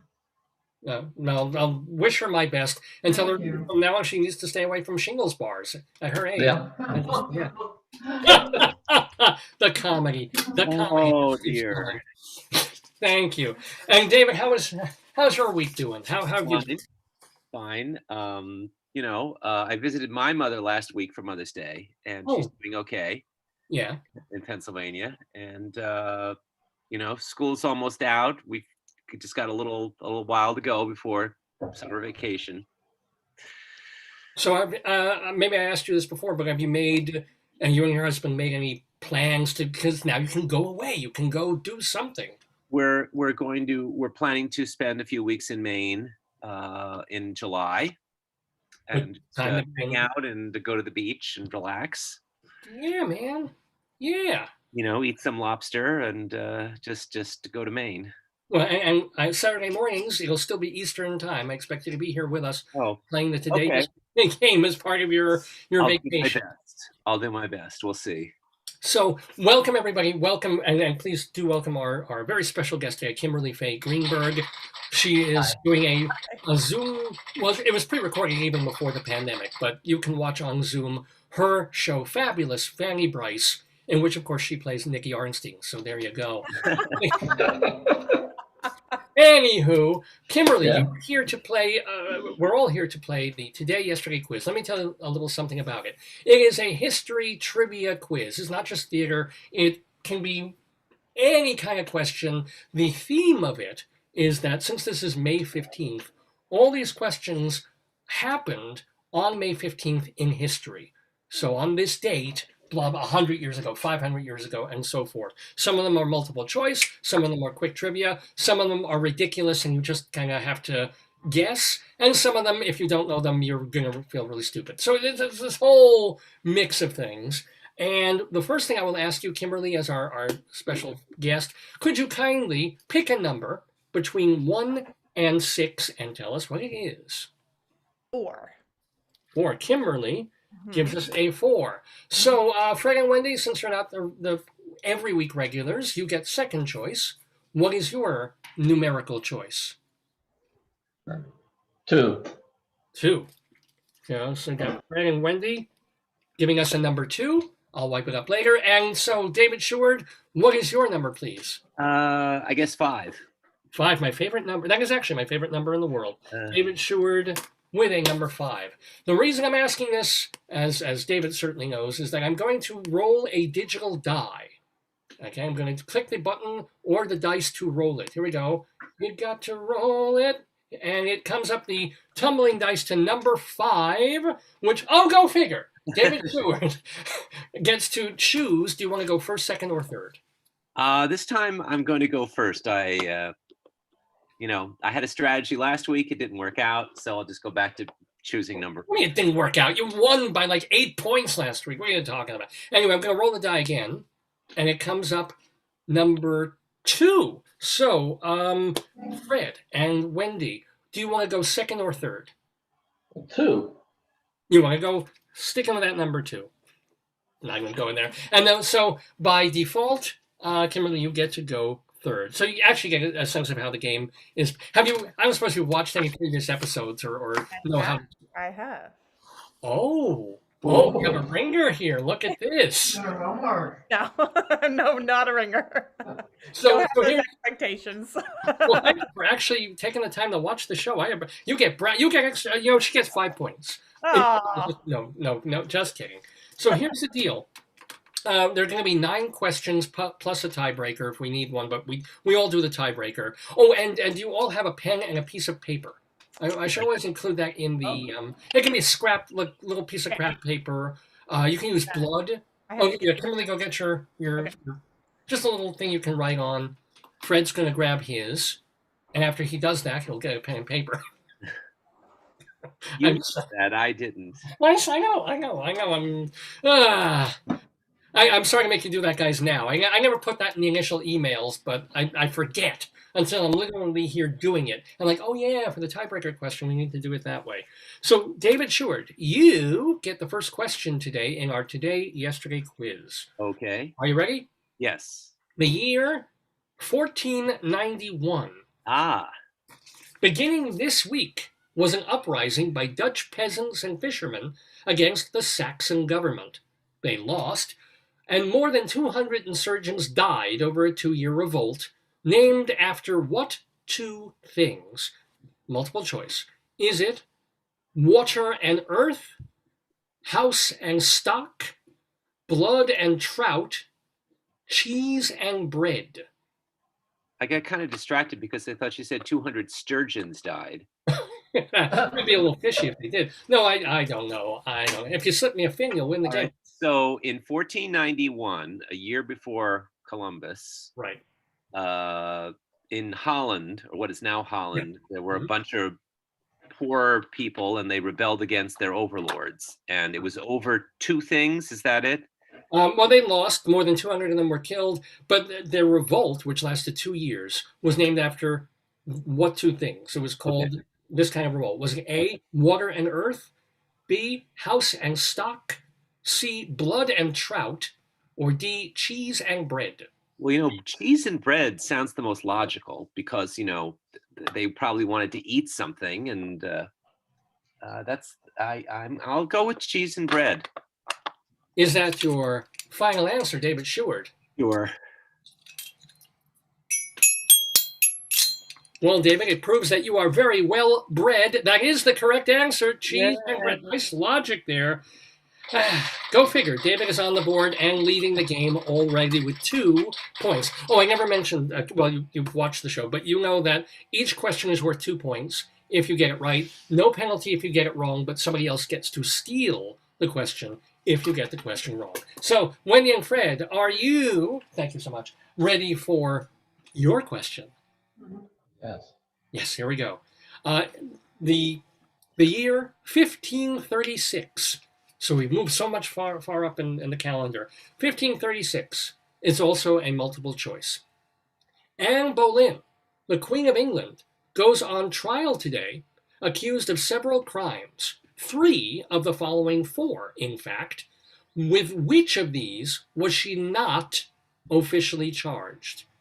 A, witchcraft, B, incest, C, adultery, D, treason.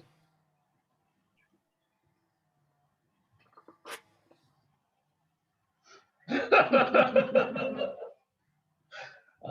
I've done all 4, so yeah. I'll read the question again. It was 1536 on this day, on May 15th. Anne Boleyn, the Queen of England, goes on trial accused of several crimes, 3 of the following 4. With which of these was she not charged? Was it A, witchcraft, B, incest, C, adultery, D, treason? Oh, I think treason. I think, let's go with witchcraft. Witchcraft. Is that your final answer? Yes. I'm hitting the wrong thing here. Yeah.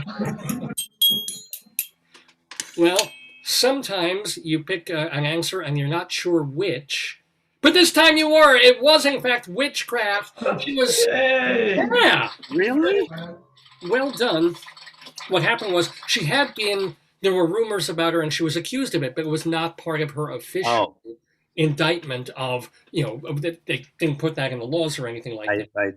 I thought there was a scene in Anne of the 1,000 Days where Richard Burton says she bewitched me into marrying her. No, but it was, but it wasn't official. I thought she was officially accused of witchcraft, but okay. No, that was just in America we did that, not over in England, I guess. And she was beheaded 4 days later, so she did not make it there. So, speaking of people being ahead, we've got David Sheward and Fred and Wendy tied with 2 points apiece. But Kimberly, you haven't even gotten your question yet. And you get my favorite question. And this is also a multiple choice. This is my favorite question of the week. The year 1718. Today was a big day for James Puckle. I'm sorry. It's just the name. James who? James Puckle. Oh, I thought you said James Popcorn. I thought you said popcorn too. James Puckle. He took out a patent on this invention. The Puckle what? A, engine. B, wagon. C, gun. D, calculator. Oh.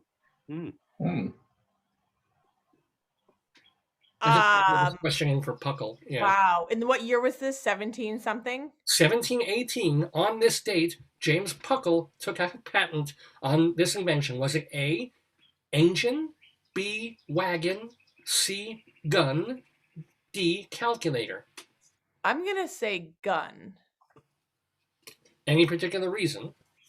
I don't know. I feel like, I don't know. I feel like maybe that's when they were sort of coming around because I feel like we had guns in the 1800s. Well, so is that your final I answer? have no rhyme or reason. I think gun sounds right. You weren't born back then, but so that is your final. You're going to go with the Puckle gun. Yes. Well, you're coming in with a bang because that is the correct answer, Kimberly Faye Greenberg. Wow. See, it pays to watch this show and get. So, by the way, and I tell this to all the new guests, is like, if you even get on the board in this game, you should be really proud because it's not easy. You are on the board with everyone else. But let me tell you a little something about the Puckle gun. I just love. I will say that all day now. The Puckle gun. It was an early version of a machine gun for mounting on ships. You could fire 63 shots in 7 minutes versus only 35 with a reloading musket in that time. You can also, and this is amazing. This is like in the patent information. You could use round bullets for Christians and square bullets for Muslims because the latter do more damage. And I see. The idea was convincing the Turks of, quote, the benefits of Christian civilization. That would wound them hard. We won't shoot you if you turn. We won't shoot you as badly. Well, we'll shoot you with this nice, gentle, nice bullet. Yeah, the oval bullets, right? You'll have less damage if you convert to Christianity. Seriously, if you're a Christian, yeah. The gun did not achieve mass success. In fact, this is great. One critic, since David, you know what it is to be a critic. Critic wrote that the only people the gun ever wounded were its investors. From a great line. Was this Armaments Weekly or something? I don't know where I got this, but looking up the Puckle gun.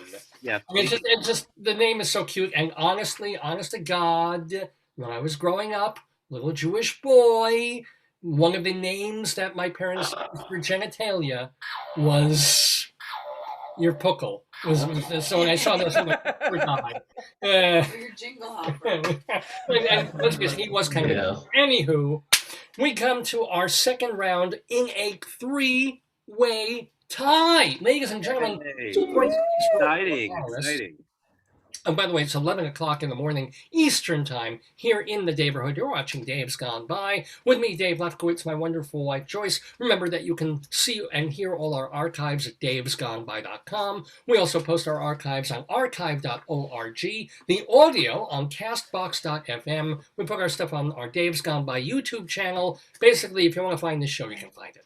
So, are we ready for round 3? Yes. Yes, we are. Round 3 begins with David Sheward. Are we at round 3 already? I'm sorry, round 2. Round 2. Round 2. Pardon me.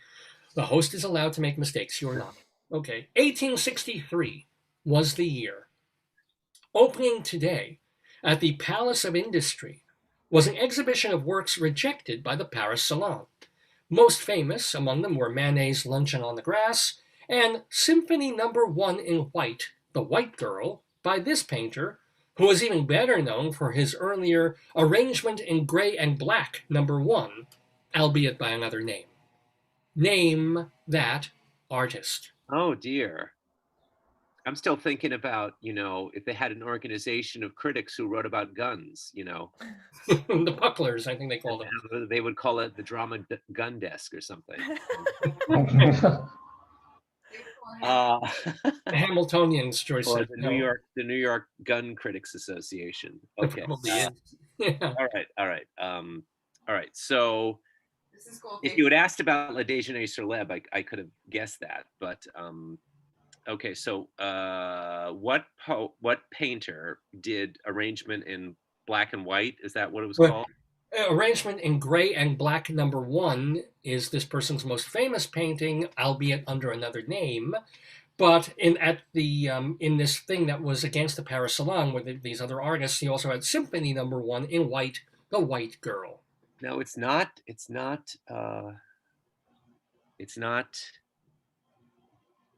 Seurat, because he was later, and then they wrote a musical about him. Really? Did they? It's not. By George. It's not Manet, or maybe it's Monet. Now, who was the one in your answer? No, the most famous among the paintings in this other thing was Manet's Luncheon on the Grass. Okay, that was Manet. Manet. So maybe it's Monet. I'm gonna guess and say Monet. Is that your final answer? Yeah, I'll say Monet. Well, show me that Monet. That is not the correct answer, I'm afraid, David Sheward. So Right. we have a steal opportunity. I'm going to roll some dice. Here we go. First time I'm doing this today. And we come up with a number 3, which is closest to Fred and Wendy. So Fred and Wendy, you can try and steal this question. Do you need me to read it again? No, No, we're good. Okay. you know the answer? No. Oh. Oh. Then I will say Whistler. Ooh. Is that your final answer, though? Yes, it is.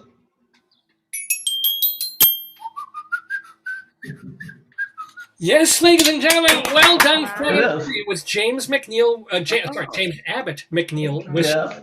So the Arrangement in Gray and Black No. 1 is best known as His mother. Whistler's Mother. That was the Yeah. And it was also mentioned in the Louise Penny mystery novel I was reading yesterday. Really? Wow. Awesome. Yes. Wow. There's also an episode of Peabody and Miss Sherman where they visit Whistler and Yeah. he's trying to get the mother to pose, and she won't do it because she wants to play cowboys and Indians. Oh. I gotta see these again. I haven't seen Rocking Bullwinkle in so long. I definitely have to. Joyce, I'm regressing. I'm watching Molang and Pew Pew on Netflix now. It's like they're great. They're like 3 minutes long and they're fabulous. But you gotta see Also them. the Trailer Park Boys. Anyway, I'm getting way off topic here. But we have our next question, which will go now directly to Fred and Wendy, because Fred and Wendy just stole that question from David. Okay. So they've got 4 points. You can build on your lead if you get this one right. The year was 1869. Vote early and vote often. Formed today is the National Women's Suffrage Association, which was founded by these 2 great reformers. Please name them both for 1 point apiece.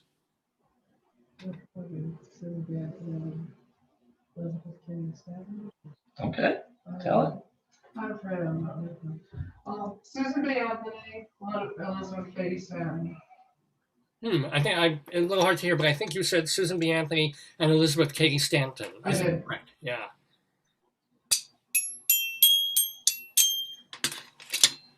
Well, you get my vote for the correct answer and 2 full points. That is absolutely, you got them both. Okay. Well done. You have 6 points now. This is terrific. Well done. Super job. Very We good. have so much more game to play, and it's still anybody's game. Although Freddy and Wendy are starting to run away with it. So Kimberly, you Oh, boy. got your work cut out for here. Cut out for you here. Here we go. Are you ready? Mm-hmm. 1897 was the year. Founded today in Berlin by Magnus Hirschfeld, is the Scientific Humanitarian Committee. It's actually considered a landmark. Why? Read that again. Of course. The year was 1897, founded today in Berlin by Magnus Hirschfeld, is the Scientific Humanitarian Committee. It's actually considered a landmark. Why? Oh my goodness, I have no idea. I don't have an answer. What happens if I don't have an answer? You can you don't get any points. You can pass or you can guess. Humanitarian. I'm passing. I have no idea. Okay. I don't know. Well, that means, though, that I can roll the die and see who might get to steal, and the die comes up number 1, which is closest to Fred and Wendy. So, Fred and Wendy, I can read the question again. It was 1897 in Berlin. Magnus Hirschfeld founded the Scientific Humanitarian Committee, considered a landmark. Why? No, for Googling or Wikiing. Committee, yes, Why is the committee a landmark? that's what it did. They awarded a prize for it. Well, I don't know. I think studied homosexuality. Studied homosexuality is that's what they did. Yes, I'm gonna have to go with the judges on this one. promoted homosexuality, whatever. Let me see it. And well, I'm going to give it to you because it was the first LGBTQ rights organization. Okay. It's a gay rights Oh. organization. Hmm. And it was actually formed. I No back there idea. somewhere. Good job. He do that. How did you know that? Magnus Hirschfeld, did you know the name? Yeah, I've heard the name before. Obviously. Wow. Wow. And they put it together 4 days before Oscar Wilde was released from prison. I don't know if that Oh, I didn't know that. connected to anything. Really? Yeah, apparently, yeah. I don't know if it was. Okay. Yeah. 18, what year was it? It was 18. Where the hell? 90 something. 1897. Oh, 97. Okay. Oh, sorry. Yeah. Okay. But yeah, I well thought done. 1970 something. No, 97. Sorry. 97. I Okay. can be clearer on that. But oh my gosh, Fred and Wendy have 8 points. Yay! I mean, I love you guys, but you're running away with the game. This is we get to round 3 now, and it's gonna be tough. You got a Okay. tough road to hoe, but maybe you can do it. David Sheward, our Go third ahead. round begins with you. Go ahead. Did it? It's a multiple choice. 1905 was the year. Yes. 110 acres of Nevada land were auctioned off today to form what would become Las Vegas. According to the Downtown Vegas Alliance, all of these are true, except one. One of those. Okay. A, casinos make only about 40% of their total revenue from gambling. B, Las Vegas averages about 4 inches of rainfall every year. C, in the early days of Federal Express, its founder once gambled away half a year's worth of profits, but made it back in 3 years as the business took off. Oh, I'm sorry, made it back in 3 weeks, forgive me. Made it back in 3 weeks as the business took off. Or D, seen from space, The lights of Las Vegas make it the brightest city on the planet. So this is, which one is true or not true? The question is, all of these are true except one is false. But one of those Which is of these false. is not true? One of those is false. About Vegas, right. So is the false one A, casinos make only about 40% of their total revenue from gambling? B, Vegas averages about 4 inches of rainfall per year? C, in the early days of FedEx, its founder once gambled away half a year's worth of profits, but made it back in 3 weeks as the business took off? Or D, seen from space, the lights of Las Vegas make it the brightest city on the planet? Well, let's see. When I had a multiple choice before, the last one was not, I guessed the last one and that was wrong. And I got a feeling that Vegas is not the brightest city. I don't know. I just have a feeling that it's that. Oh no, I got it right. So that just that just screws me up, doesn't it? Oh, let's see. Maybe they make up 41. It could be any one of those. You know, it's probably just some subtle thing, like they make up 30% of their revenue. So it's my wife is saying, "Yeah, you know David." Thanks, Joyce. Yeah. Well, I mean, so it's the I'm evil that way. I am. Yeah. it's a bunch of revenue. The amount of rainfall, the FedEx guy gambling, or the it's the brightest city on the planet. Right. And the one that's not true. That's not true. Right. The FedEx one is awfully specific, and you probably just changed the numbers around a little bit. And it's probably true. And the rainfall, I don't know. All right. Well, I guessed number 4 before, and I was right. So I'm going to go with the one about the FedEx. So you're going to say the FedEx one is not true. Right. Correct.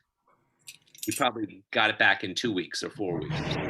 Oh, good Lord. Did you hear that? He's getting his money back. Excuse me a moment. Ooh. What on earth? Somebody doing something out your way? I'm having, well, no, I'm getting a high colonic as we speak, but good Lord. There's a big truck in the driveway next door, and they're making a lot of noise. Yeah, good. I've never heard anything like it. Apologies, folks. Apologies to everybody listening at home. And by the way, when it absolutely positively has to be there overnight, David Sheward gets it right. Oh my Lord! All right. Wow. Now, I think the fillings are loose. now, first of all, a couple of things. David, I do monkey with things, but I wouldn't be like 40 versus 41%. I mean, it would be, I wouldn't make it that subtle, or 4 inches versus 5 inches. If it was like 10 inches rainfall versus 4, then I would monkey with it. But the thing about the FedEx guy, this is kind of interesting. Frederick W. Smith was, the company was down to its last $5,000. Yeah. When he first built FedEx. So he went to Las Vegas with company money. He bet it. He made 27 grand, paid off the bills that were outstanding, and then the company took off. So it wasn't like he lost money in Vegas. Vegas actually allowed him to keep FedEx going, which is quite amazing. Okay. So yeah, that was the actual true story of the FedEx founder. But that means, David Sheward, you are climbing up there. You have 4 points. You're still 4 behind Fred and Wendy. Okay. Fred and Wendy do get the next question in our Today-Yesterday quiz. Are you ready, guys? Ready. Power drilling outside my window again. You have no idea how loud that was here. It was extraordinary. I lost a feeling. Joyce is saying she lost a feeling. 1928 was the year. Making his film debut in a test screening is Disney icon Mickey Mouse. Contrary to popular belief, the movie was not Steamboat Willie. That came second. In fact, the first movie was kind of a flop and didn't become a hit until it was re-released with sound. By then, it was already the 4th Mickey Mouse film release. Which of these is not one of the other 3? Multiple choice. Is it A, Fast and Fearless, B, Playing Crazy, C, The Galloping Gaucho, D, The Barn Dance? So which one of those is not a Mickey Mouse movie? Correct. And not only not a Mickey, but not one of the first 4, the first 4. Oh, so it's the 5th Mickey Mouse movie. Well, could be. Or could be. Okay. So I'll read them again. Which of these was not one of the first 4 Mickey Mouse movies? Was it A, Fast and Fearless, B, Plain Crazy, C, The Gallopin' Gaucho, or D, The Barn Dance? The barn. Is it playing P-L-A-N-E or P-L-A-N? Which kind of plane? That's fair. It's a fair question. I will answer it. It's playing like an airplane. Okay. Uh-oh. Let's look at it. Yeah, that's I'm that changes not- everything. Yeah, it helps anyway. I'm not going to give you the answer. I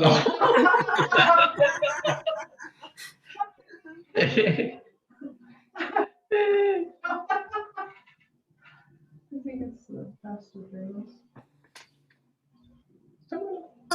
Yeah. Okay, go for it. Fast and Fearless. Fast and Fearless. Fast and Fearless. You're saying Fast. Letter A. Fast and Fearless is not the actual whatever. Yeah, I did that one later with Vin Diesel. Is that David? Yeah, of course, Oh of my course. Lord, David.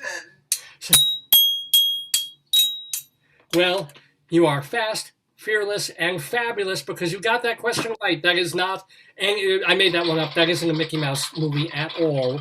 The first Mickey Mouse film was, in fact, Plain Crazy, the one that was silent, and then they released it as the 4th film with sound. And it became a hit because Steamboat Willie was the big hit. So there's Mickey. Mickey, do you know Five-O Mousekewitz? Since we're talking Jews and stuff, do you ever meet him?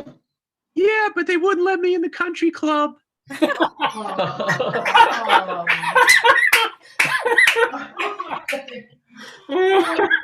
Oh my God.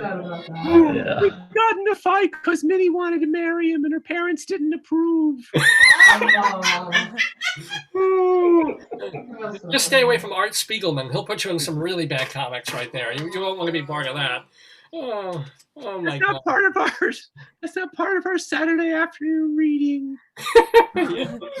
Oh my God. This is almost bothering me that everybody's getting pretty much everything right. I think I need to make It's too easy, huh? you know?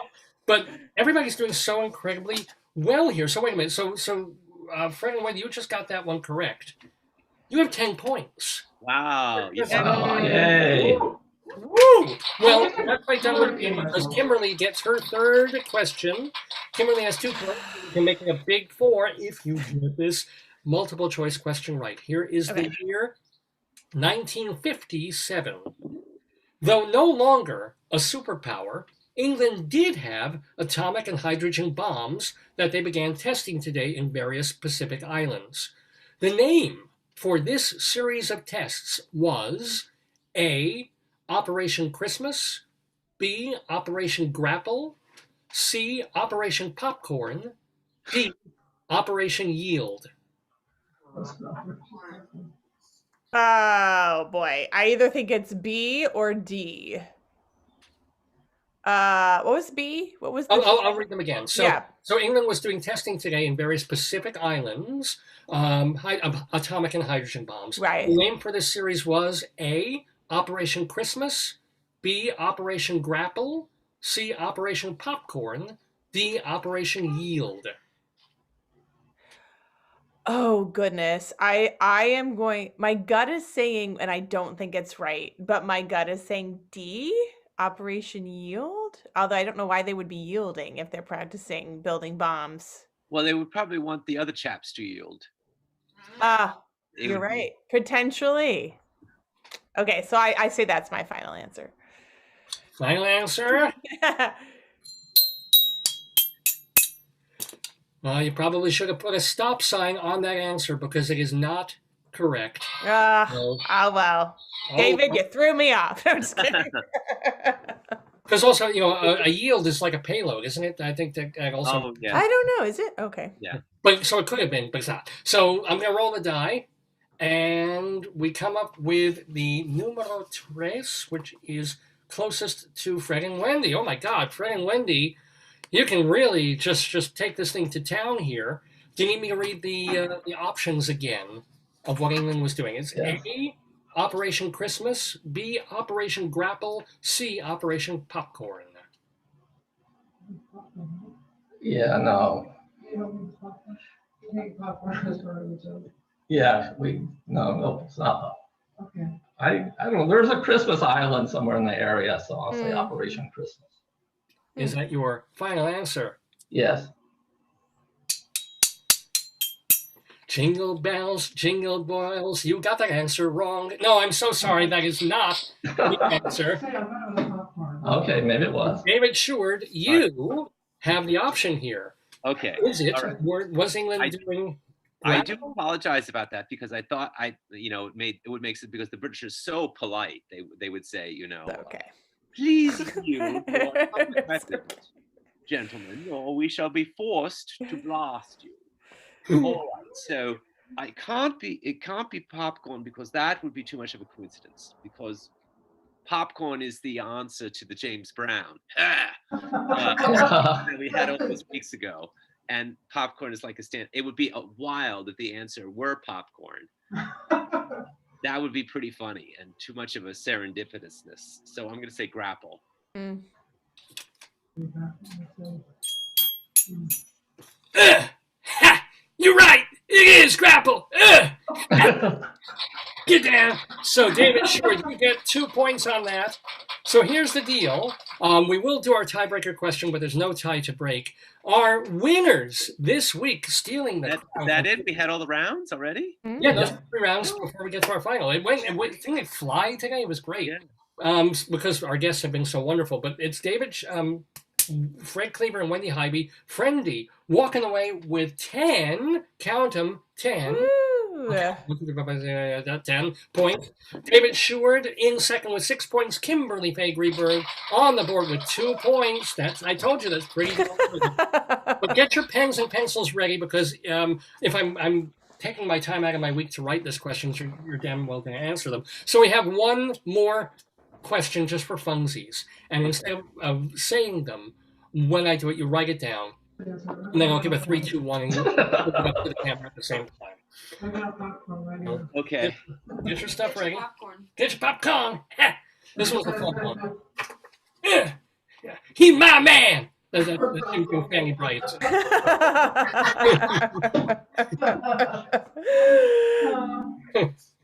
All right. The year 1981. Okay, so May 15th, 1981, in their third and final TV movie reunion, airing tonight, the shipwrecked passengers of the SS Minnow have converted their uncharted desert isle into a vacation resort. It's a lucky break for this group of athletes whose plane makes an unscheduled landing there. Name that team. That's an easy one. Maybe. Oh, Lord. Let's face it, may not be so easy. I could shatter the answer. You should chat me the answer. That'd be great.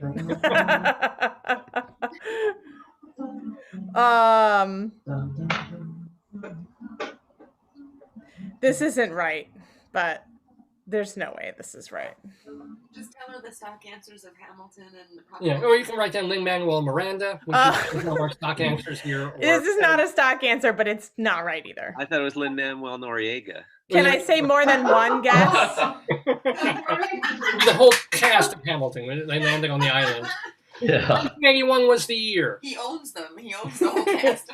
So what I'll do is I'll read the question one more time. I'll count down 3, 2, 1, and then you show the answer to the camera. 1981, in their third and final TV movie reunion airing tonight, the shipwrecked passengers of the SS Minnow have converted their uncharted desert isle into a vacation resort.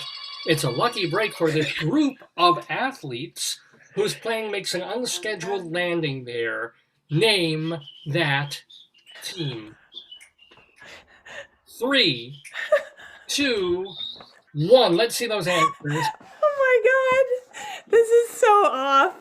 I didn't think about actual sport team. Globetrotters.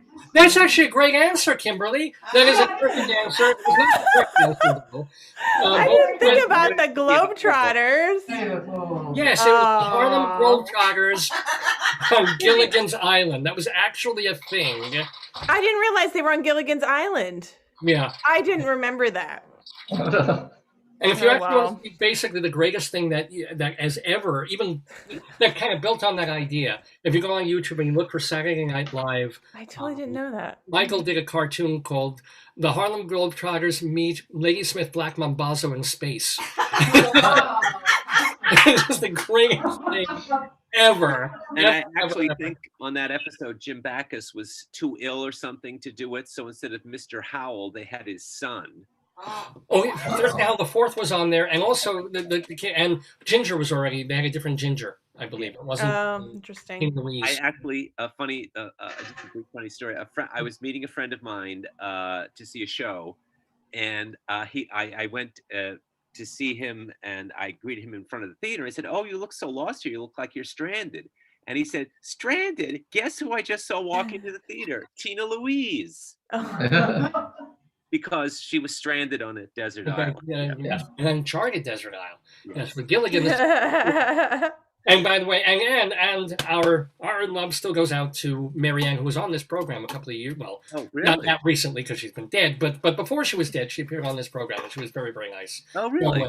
Yeah. And if you want to know about that, folks, go to our archives, davesgoneby.com. And speaking of archives and places to watch things and see things, let's remember that you can read so much of David Sheward at the David Desk. That is his blog. What did you blog about this week? Any more Carol Burnett, or did you move on to?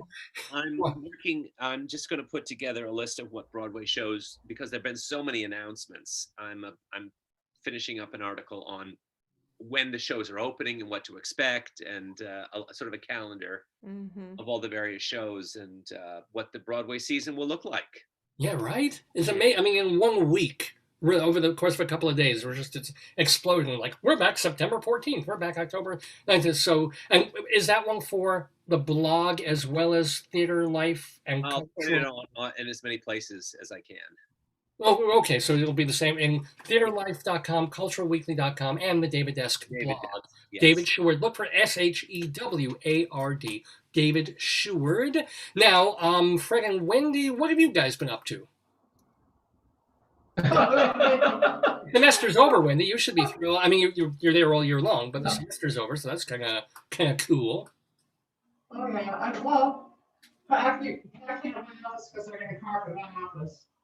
You're gonna carpet the house? Is that true? What? No, carpet the library. Carpet. Wow. Okay, cool.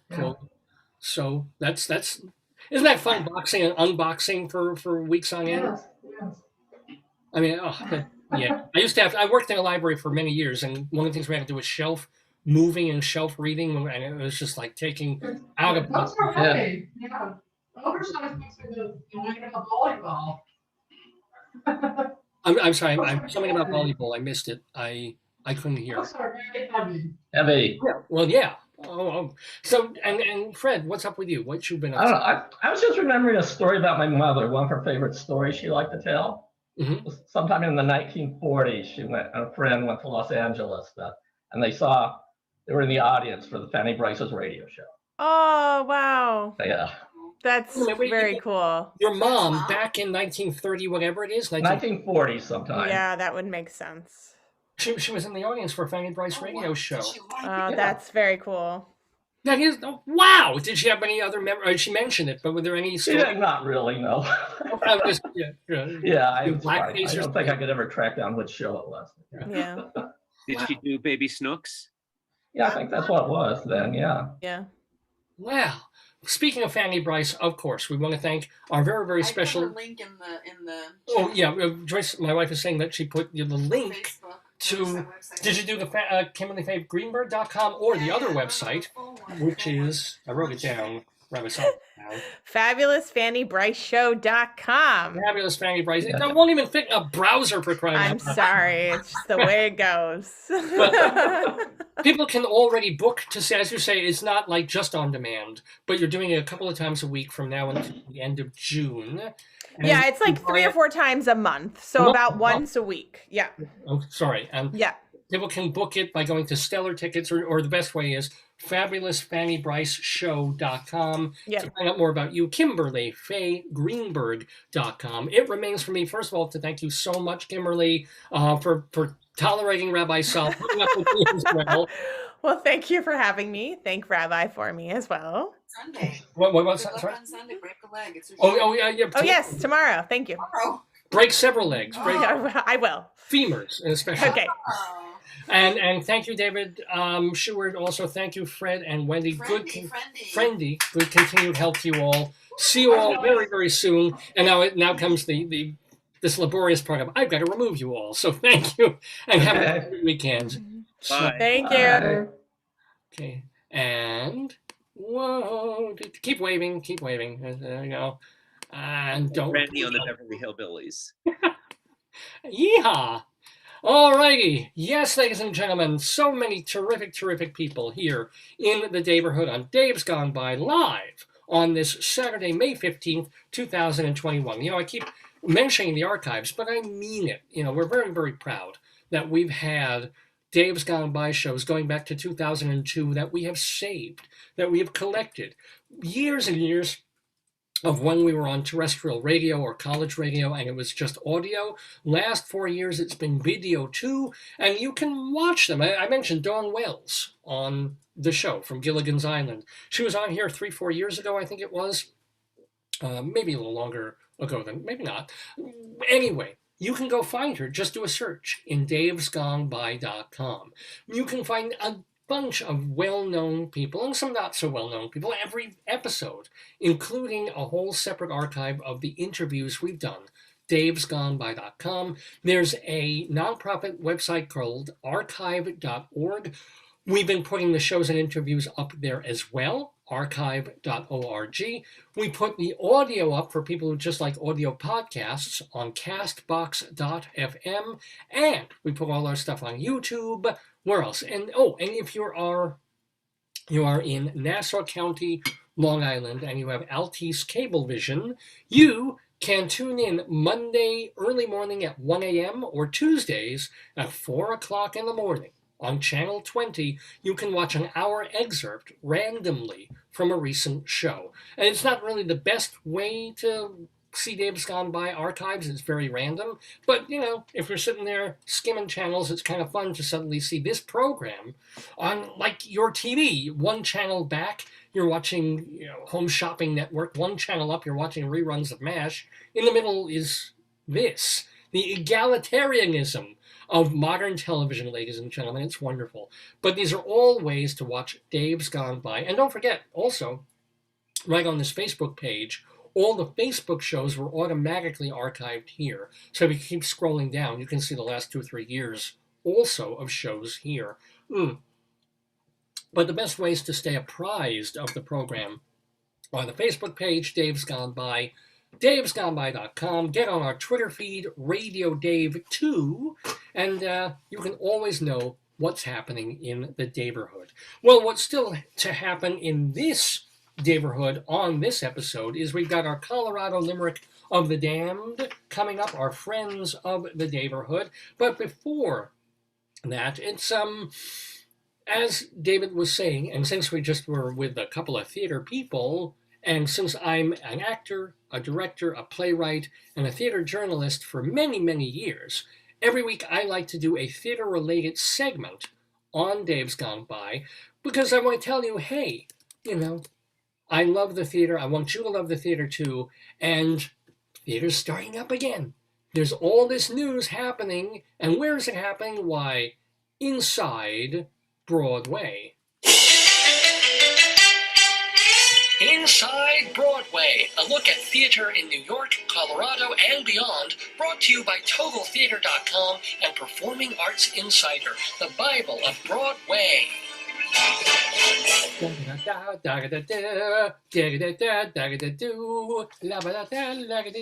Inside Broadway we go.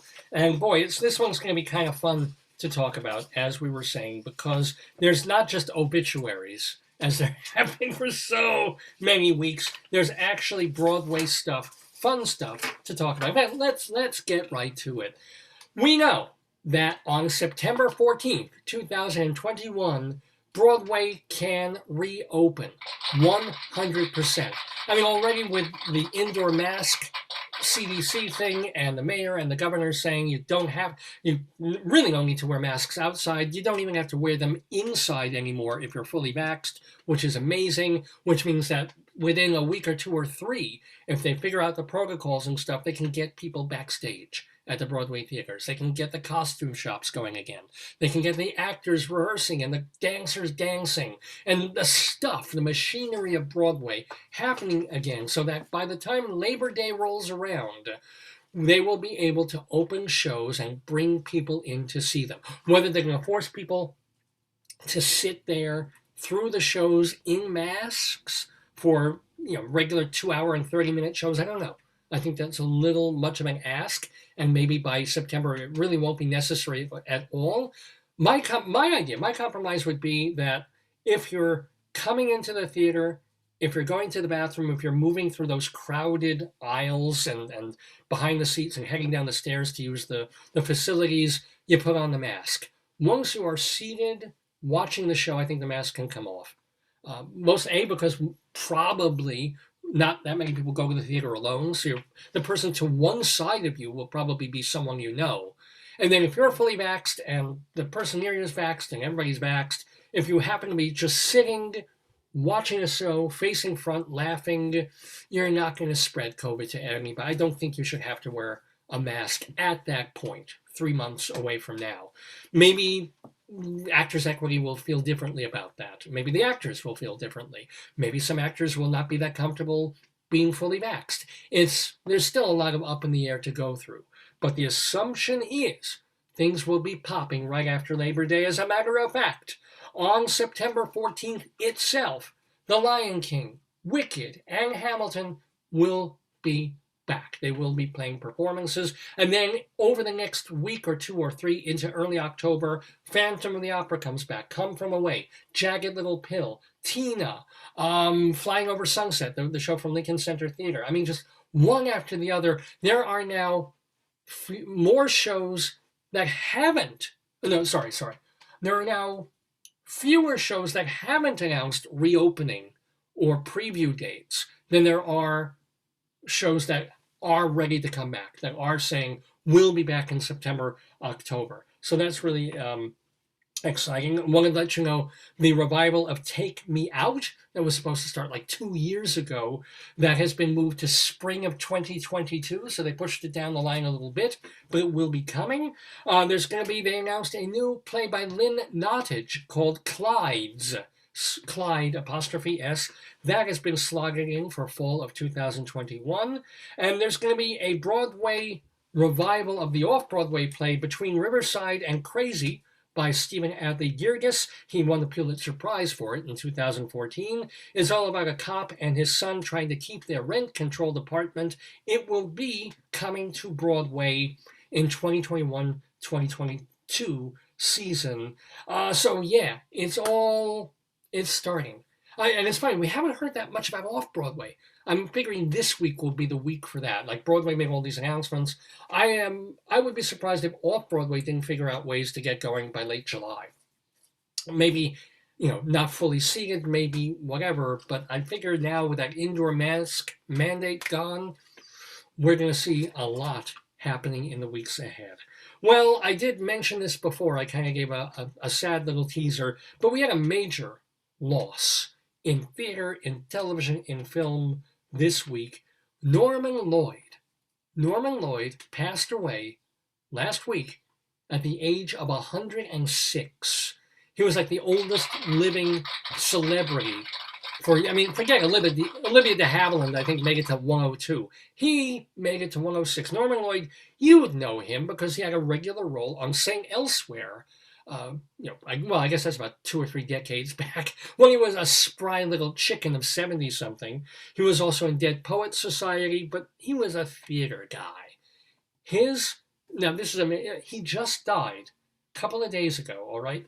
He made his Broadway debut in 1927 as a cast replacement in a show called Crime. He was then in a 1935 musical called Noah. This is long before 2 by 2. He was in Noah as one of the, I think he played Japheth. I think he played an aardvark. But the main thing that he he was involved in Orson Welles' Mercury Theater. We were talking before about Citizen Kane. Norman Lloyd, for some reason, he was on the outs with RKO, and he was going to be in Citizen Kane, and he wasn't. But he did a lot of stuff with the Mercury Theater and Orson Welles and John Houseman. He was in a 1937 Julius Caesar. The troupe also did 1938's The Shoemaker's Holiday with another Wells stable, Joseph Cotton. In 1941, he was in a Theater Guild production of Liberty Jones, which had a musical, which had a book by the guy who wrote the Philadelphia Story. 1950, Norman Lloyd played the fool in a strange-sounding King Lear, directed by John Houseman, with songs by Mark Blidstein, the Cradle Will Rock guy. In 1953, he and Hume Cronin co-directed a play called Madam, Will You Walk for the Phoenix Theater, and they were in the cast along with Hume Cronin's wife, Jessica Tandy. 1954, he directed the musical The Golden Apple, which had in the cast young folks named Kay Ballard and Jerry Stiller. And then speaking of Jerry Stiller, he and Norman Lloyd and Ellis Rabb and Morris Karnofsky were in a 1957 Measure for Measure, directed by John Houseman. 1957, Norman Lloyd himself directed A Taming of the Shrew with these same people, the same theater troupe, and that unfortunately was his last Broadway credit. Film, TV, snapped him up. He appeared in a couple of Alfred Hitchcock movies. He directed for Alfred Hitchcock Presents, the TV show. He was 100 years old, Norman Lloyd was, when he had a featured role in Amy Schumer's comedy Trainwreck. Norman Lloyd, man, 106 years old, leaving the Daverhood. Now, I have one little piece more of happy, sunshiny news about Broadway theater. But before I get to that, I want to remind you, like David Sheward is saying, he's writing this article about all these shows that are going to be opening. Well, if you really want to stay apprised about all that, what you want to do is get yourself a subscription to Performing Arts Insider, the Bible of Broadway. Since 1944, the Insider has been the place that people in the theater industry turn to for everything they want to know about every show on, off, and off Broadway. And boy, oh boy, we're working on the June issue now. It'll be on the stands in about a week. In fact, we'll get it to the Drama Bookshop, and you can subscribe to 12 issues per year. But let me tell you why you should. This, especially in the June issue coming up and the issues for the rest of the year, this is going to balloon, man, because there's so much information coming about all these shows. Page 2, a guide to the Broadway season. The shows that were going to be opening, that were open and then went on hiatus, shows that were planned for 22 and 23, a map of the theater district, which wasn't important and won't be until September, but boy oh boy, and it's going to be soon. Then we move to a guide to all the Broadway theaters and their tenants, like who's in these theaters, how many seats do they have, how long are the shows running, what producer or theater owner owns the theater, Drew Jamson, Nederlander, Second Stage, Roundabout, all of that. The Schubert's here on this page. The next page, the folks who represent the press for all the Broadway shows. If you want to get in touch with an actor or a director or a designer, how do you do that? Well, you contact these people, the press agents handling the shows. And then, of course, the day-by-day calendar. This is already going to be a full page, I'm sure, in the June issue of Performing Arts Insider, because we'll have dates again. We're going to have dates when all these Broadway shows are going to be reopening and not just on hiatus. We have day-by-day off and off Broadway too. Some stuff is happening off Broadway. Not a lot yet, but the weeks ahead, by July, I'm telling you, this will be a page. Day by day when things start, previews, open and close. And then, of course, our comprehensive listings of every show on, off, and off Broadway. An index in the back. For a while, we'll keep our virtual theater guide going. This is a list of, like, if you're still sitting at home, and until September or October, or maybe next year, you're like, I don't feel comfortable going back into a theater yet, but I want to watch all these shows at home, like Kimberly Faye Greenberg's fabulous Fanny BRICE. This is a list of shows that you can watch on your TV, on your computer. A lot of them are free. Some of them are subscription or donation based. But where else can you get that? In one place. I'll tell you where. Performing Arts Insider, the Bible of Broadway. To subscribe, go to our website, performingartsinsider.com. So you can either get the hard copy. It's been hard copy since 1944. So you can pay a certain amount for the hard copy, 12 issues, or we do allow subscriptions just for the PDF, where you can get it in an email. It saves some trees from being cut down, saves you a little money too. Either way, it's all at performingartsinsider.com, the Bible of Broadway. Well, let me tell you one more piece of happy news. Well, we were talking, was it last week or a week or two ago, I think, with someone who was in The Sound of Music when they did it on for live television, like a couple of years back, when one of the TV stations decided, or TV networks said, you know what would be really cool? Let's do an old-fashioned live theater broadcast with things that could go wrong, things that could go amazingly right, and the excitement of live television like back in the 1950s. And we'll start with something the whole family can watch, The Sound of Music, because of course, the Sound of Music movie has been a holiday staple for decades, right? So they did it. It turned into this huge hit. Carrie Underwood was in it, and Laura Benanti, and I forget the other. But that, because it was such an audience hit, the reviews were mixed, but critics were thrilled to have something like this back on TV.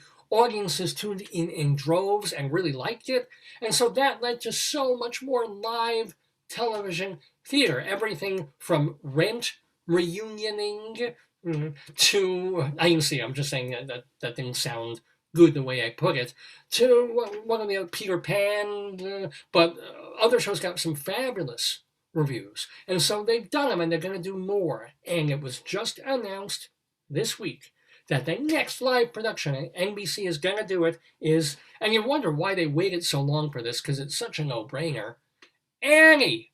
The sun will come out tomorrow. Not really. It'll be over the holiday season. Lear de Bessenet will be directing the production of it.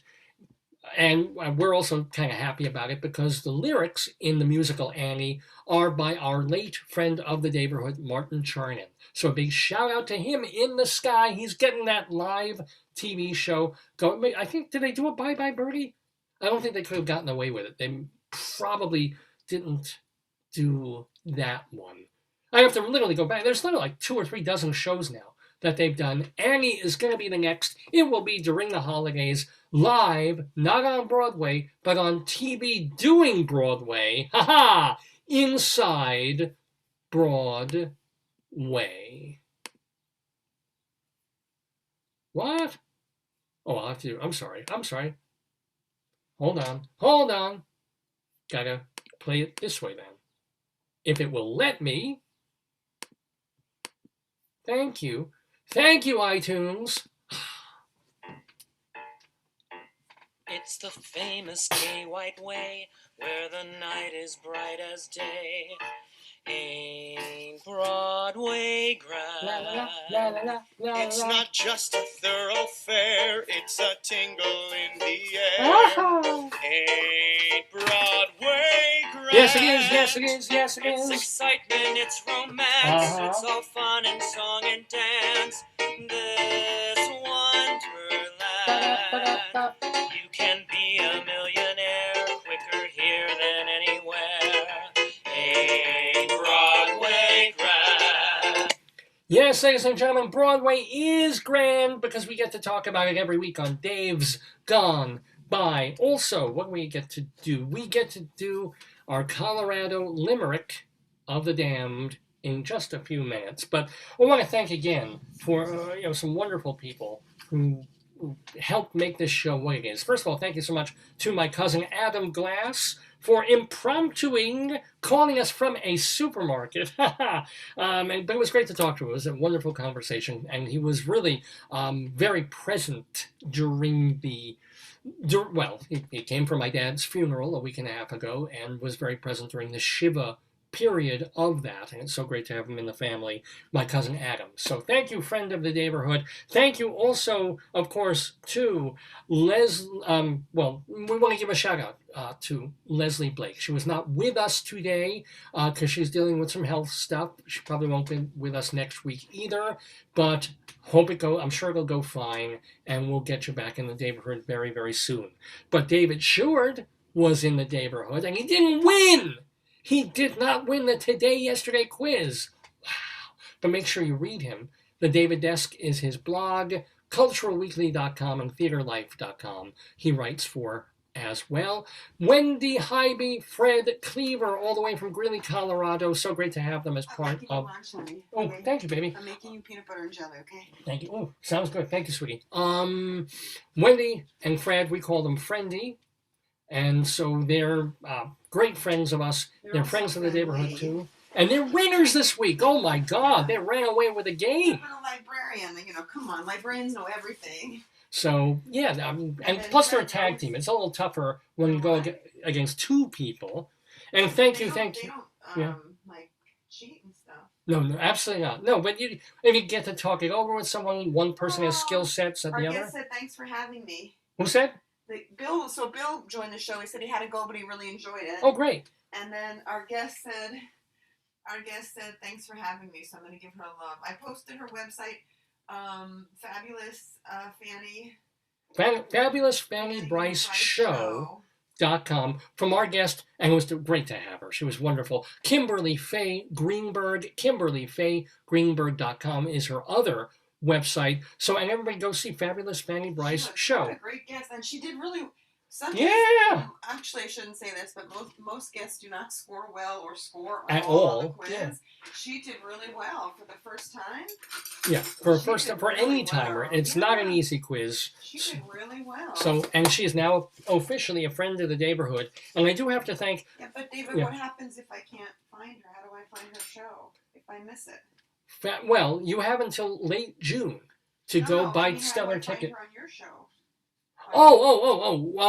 Yeah, well, if you missed this episode or you want to share it with other people, one more reminder that Dave's... That they were doing construction and they blew out my internet.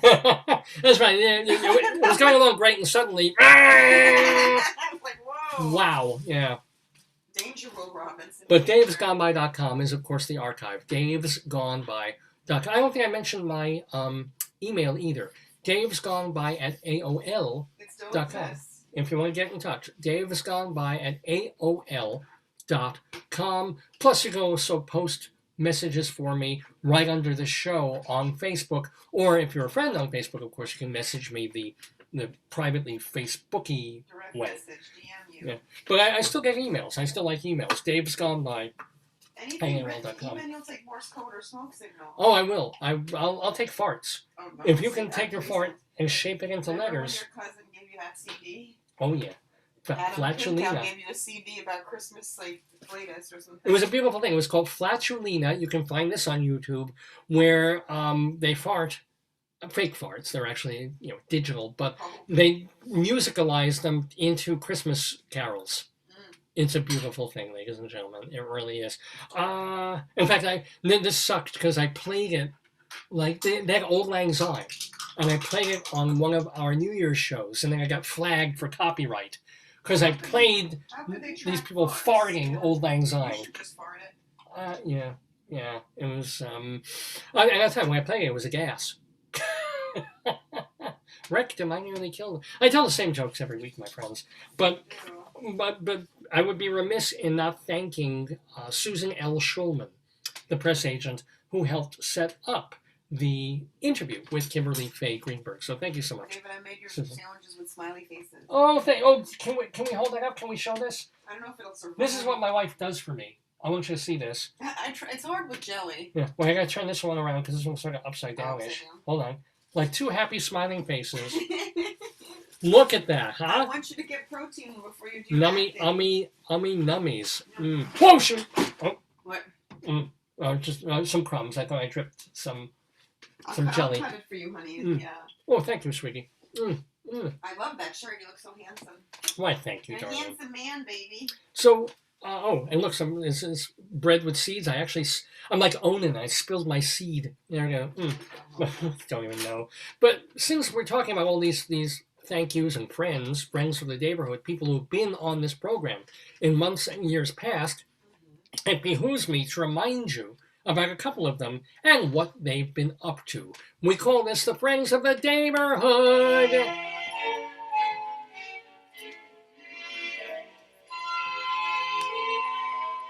Ya da da dee da doo da. Ya ba ba boo. So, got a couple of friends to tell you about. This is what they've been doing. For example, now through May 23rd, watch Daphne Rubin Vega. We were talking about Rent before. She is in Two Sisters and a Piano, co-starring with Jimmy Smits. This is a virtual thing. It's newnormalrep.org. That's the theater company that came out during COVID, right? Right, exactly. It's a new normal. Theater company, yeah. New Normal rep, Daphne Rubin Vega is part of that. And then on May 16th, so we're talking about tomorrow, Miscast with La Chance at Manhattan Class Company Theater, mcctheater.org. You know, Rabbi Saul submitted for something for this. I never heard back from them. He never heard back from them. So I'm going to boycott that, but you don't have to. It's Miscast with La Chance on May 16th. No, he didn't. No, he sent in that we played it on here. The thing of him doing from Melvin Van Peebles. No, did LaShawne's did it too? You said. Well, yeah, but she's in. You can watch her on this tomorrow. Plus, tomorrow through the 22nd, Hershey Felder is Rachmaninoff. HersheyFelder.net. Still in Italy? Yeah. Yeah, that's where he lives. I think in Florence or somewhere. But maybe he went to Russia to film it. I don't know. But he's playing Rachmaninoff, HersheyFelder.net. And then, what else do I have? Speaking of Daphne Rubin Vega, she's back. On May 20th, this Thursday, she and Adam Pascal will be, he's also our friend, they'll be doing a benefit thing for Breast Cancer Research Foundation. Nice. It is a virtual benefit. That's this Thursday. Also, It's a real benefit. It's just done virtually. it's play money. They're using monopoly money for breast cancer. I hope not. On Thursday, Ralph Lewis will give a lecture on early Broadway in Behind the Curtain. He's doing this for the Episcopal Actors Guild. That's interesting. Yeah, you can watch this at actorsguild.org. Is that free? It might be free. Yeah. I can't tell you off the top of my head. It might be free. Because that's very interesting for a lot of people. actorsguild.org. And Ralph Lewis, he's been a director for many years. He was on the show. So yay. On May 21st, this Friday, Christine Lavin in concert. Picking up, honey. Things are picking up. Yeah. Well, this is an online concert. Okay. It's at theark.org. The Ark like Noah. theark.org, Christine Lavin. And then, reminder, we do this every week. Barbara Fasano and Eric Comstock, they've been posting songs on their YouTube page. StageBuddy.com is this fabulous website of New York nightlife, which is picking up. Evan Seplow is the founder and editor of the site, StageBuddy.com. Dr. Demento, old shows and new at drdemento.com. And Bob Cudmore doing podcasts of upstate New York history at bobcudmore.com. And those, my friends, are the friends of the Daverhood.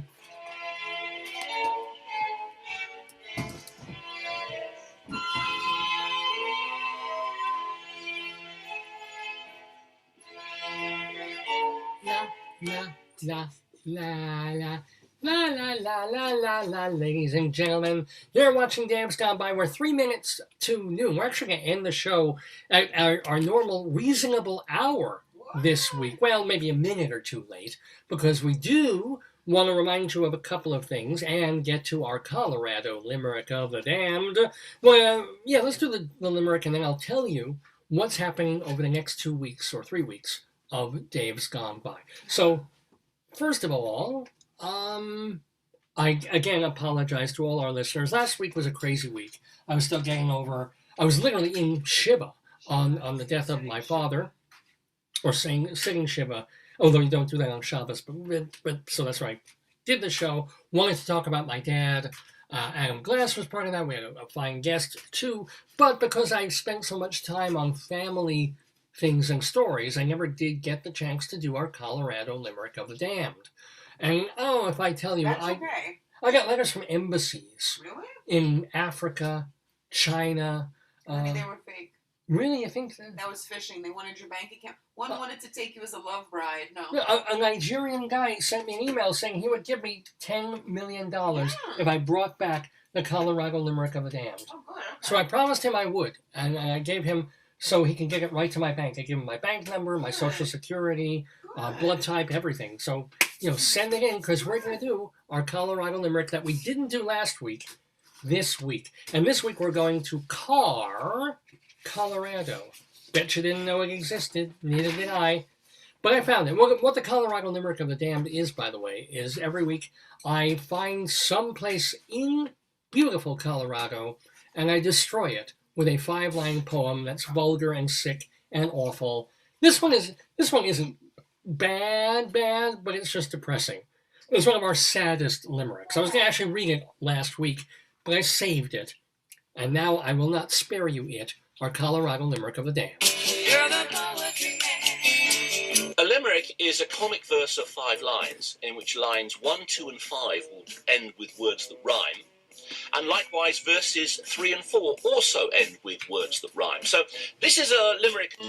Rocky Mountain, Colorado. Yes, our Colorado Limerick of the Damned. We go to Carr, Colorado on this Saturday, May 15th. Let me tell you a little bit about Colorado. It's kind of a ghost town now, unincorporated community up in northern Colorado, not that far from Greeley. It was initially established by the railroad and named after the Union Pacific's head, Roger E. Carr. And this is from Wikipedia. This is kind of neat. From 1920 through 1939, the town carried Old Colorado State Highway 5, which was meant as an access route. However, during this time, routes numbered 1 through 19 were major cross-state highways, making it a somewhat useless route. I just like to live in a town where you're basically, your transportation is kind of useless. I would like it because then you wouldn't have less people coming through your town. Yeah, like living in a cul-de-sac. It's like, don't come through here. You just have to zip right out. So, okay. But we will redeem Carr, Colorado on Dave's Gone By today. We will give them a reason to exist because I've written a poem about Carr. Is a Colorado, a very sad Colorado limerick of the damned.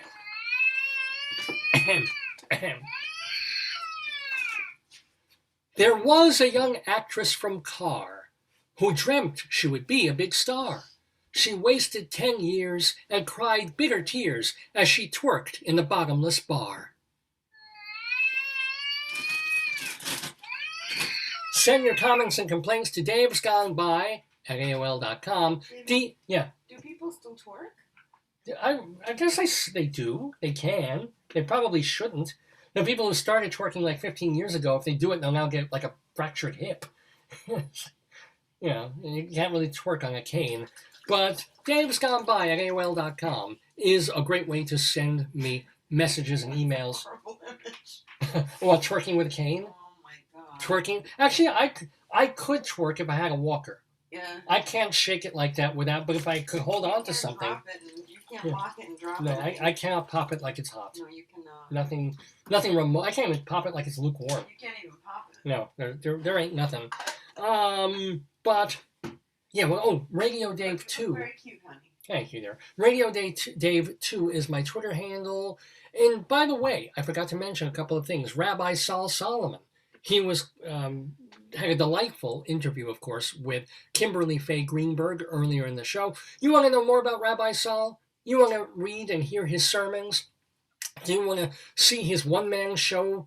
Well, two-man musical, really, that he did at the Richmond Shepherd Theater and then elsewhere off Broadway a few years back called Shalom Dammit. Do you want to see his hilarious cable TV show that he did for a few episodes? It's all there at shalomdammit.com. Shalom, D-A-M-M-I-T, shalomdammit.com. We've updated the website pretty recently, so there's all that new stuff on it. His interviews They're, of course, on davesgoneby.com, but the interviews he conducts are on his website as well, shalomdammit.com. Please do give it a look. Also, speaking of websites that you should look at, give davelefkowitz.org a looky-loo, because that is the place to go to all my writing. I've got my plays, full length and one act, hundreds and hundreds of theater reviews, news articles, interviews with famous people, song lyrics. It's just this repository of 35, 40 years now of written material that has been sitting in boxes unlooked at. You know, nobody was putting stuff on the internet at that point. So I'm reclaiming, I'm saving as much as I can from my journalistic and creative years and adding new stuff when I finish new stuff. It's all at davelefkowitz.org. And by gosh, if you are a theater company, you're looking for funny one-act plays to do, or some of my funny or more serious longer plays, and you want to do them or read them, just get in touch. I'll give you give me $1 or something, and I'll let you do the show, and then just tell me that you've done it and invite me and carry me to the opening night on one of these elephant things that they do in India. And then we're completely fine. davelefkowitz.org. And one more thing before we get out of here and tell you about upcoming stuff. But I forgot to mention the sponsors of this program include Hewlett Minuteman Press, the copy kings of Broadway in Hewlett, Long Island.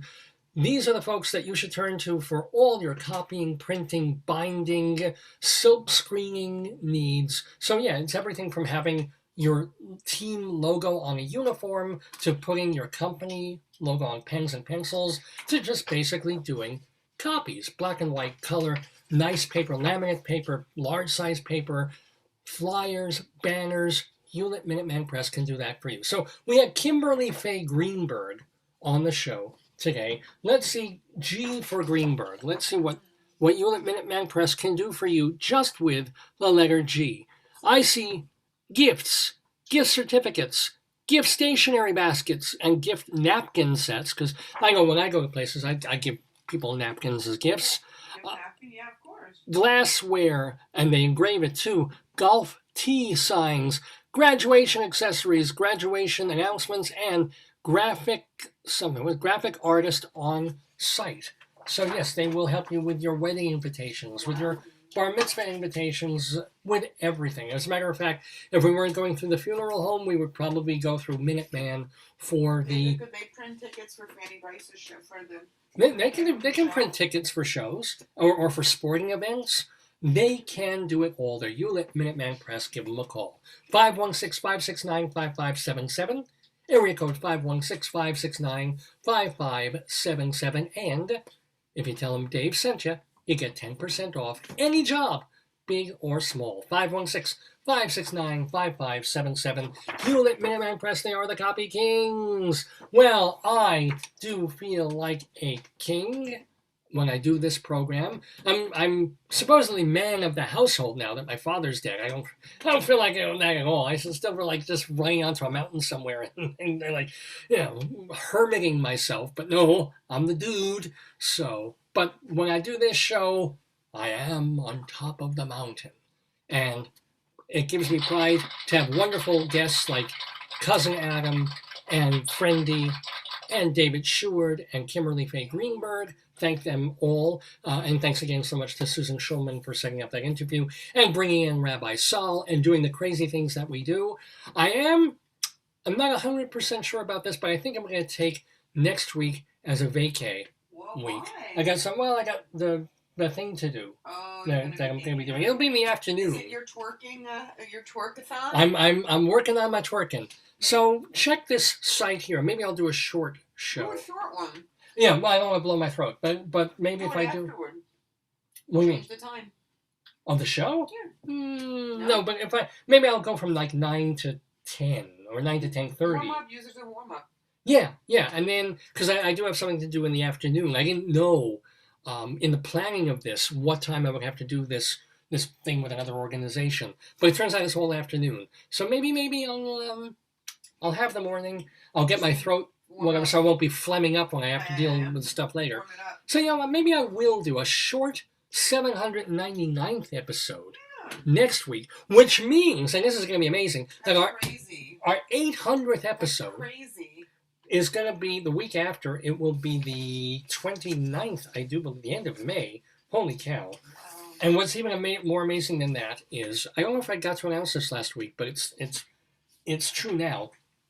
The guest on our 800th show is going to be Peter Stamfel. Did I talk about it or just tell you? I remember it, but I'm not sure who you told. Peter Stamfel of the Holy Modal Rounders. Whoa. And also, for a short time, the Fugs. Whoa. That Peter Stamfel of the classic album Have Moisey, which I've been listening to all week. That's fucking great. It's fucking amazing. Like, ooh, we have a package coming. The FedEx truck is here. Oh, yay. Oh, boy. Mom's at the bank. Don't make a big fuss. He'll probably ring the bell. Oh, he's leaving it. He's running back. Thank you, FedEx guy. Thank you. Bye. Wow. Did you hear that? Beep, yes. What a wonderful morning. A terrific show. We get a package, a gift from FedEx. You know, lunch with smiley faces that I cut off. They're all cut up now. Oh dear. They're going to be put in your belly. Yeah, I'm going to eat some peanut butter sandwiches. I didn't make any almond butter because it's too rough for your delicate nature. But yeah, Peter Stamfel from the Fugs, from the Holy and Unholy Modal Rounders, longtime musician, certainly a cult and folk favorite, and someone who was there in that whole crazy 1960s, 1970s time. Peter Stamfel in the Daverhood, not next week, but the week after. But we're going to do something next week. Gotta do it. Gotta do 799. Just do, and tell people about what you're doing so they could watch it. Yeah. Well, again, to find out what we're doing, check the Facebook page during the week. Check Dave's Gone By during the week, too, and I will let you all know. Well, it's 10 after... Here I thought we'd be ending by 12. It's 10 after 12, but it is time, to bid farewell to all of you for the next 6.5 days, but Lord willing and the creeks don't rise and nobody else in my family dies. We'll be back next Saturday morning. I know. And I rhymed that, too. We will see you. Is there anything else you want to talk about? Did we miss anything? Not for me. I think we're good, yeah. I think we're good. So have a fine week. Enjoy the amazing weather we are getting and are about to get. And feel good and enjoy life, because let me tell you, any day, anything. Oh, I want to give a shout out to, I'm not going to say who it is, but someone who is doing, I think, successful surgery to that person. Okay. So yay. And again, a big shout out to Leslie, who is undergoing something too, more minor, but health to all of you. You don't have to wear the mask. Don't get COVID. Don't get in accidents. Stay alive for one more week so you can be with us next Saturday, May 22nd, 2021, for the 780... I should do this every week. 9th episode. No, sorry. 799th episode of Dave's Gone By. Dave's gone by. Dave's gone by. Dave's gone by. Dave's gone by. Dave's gone by. And gone by.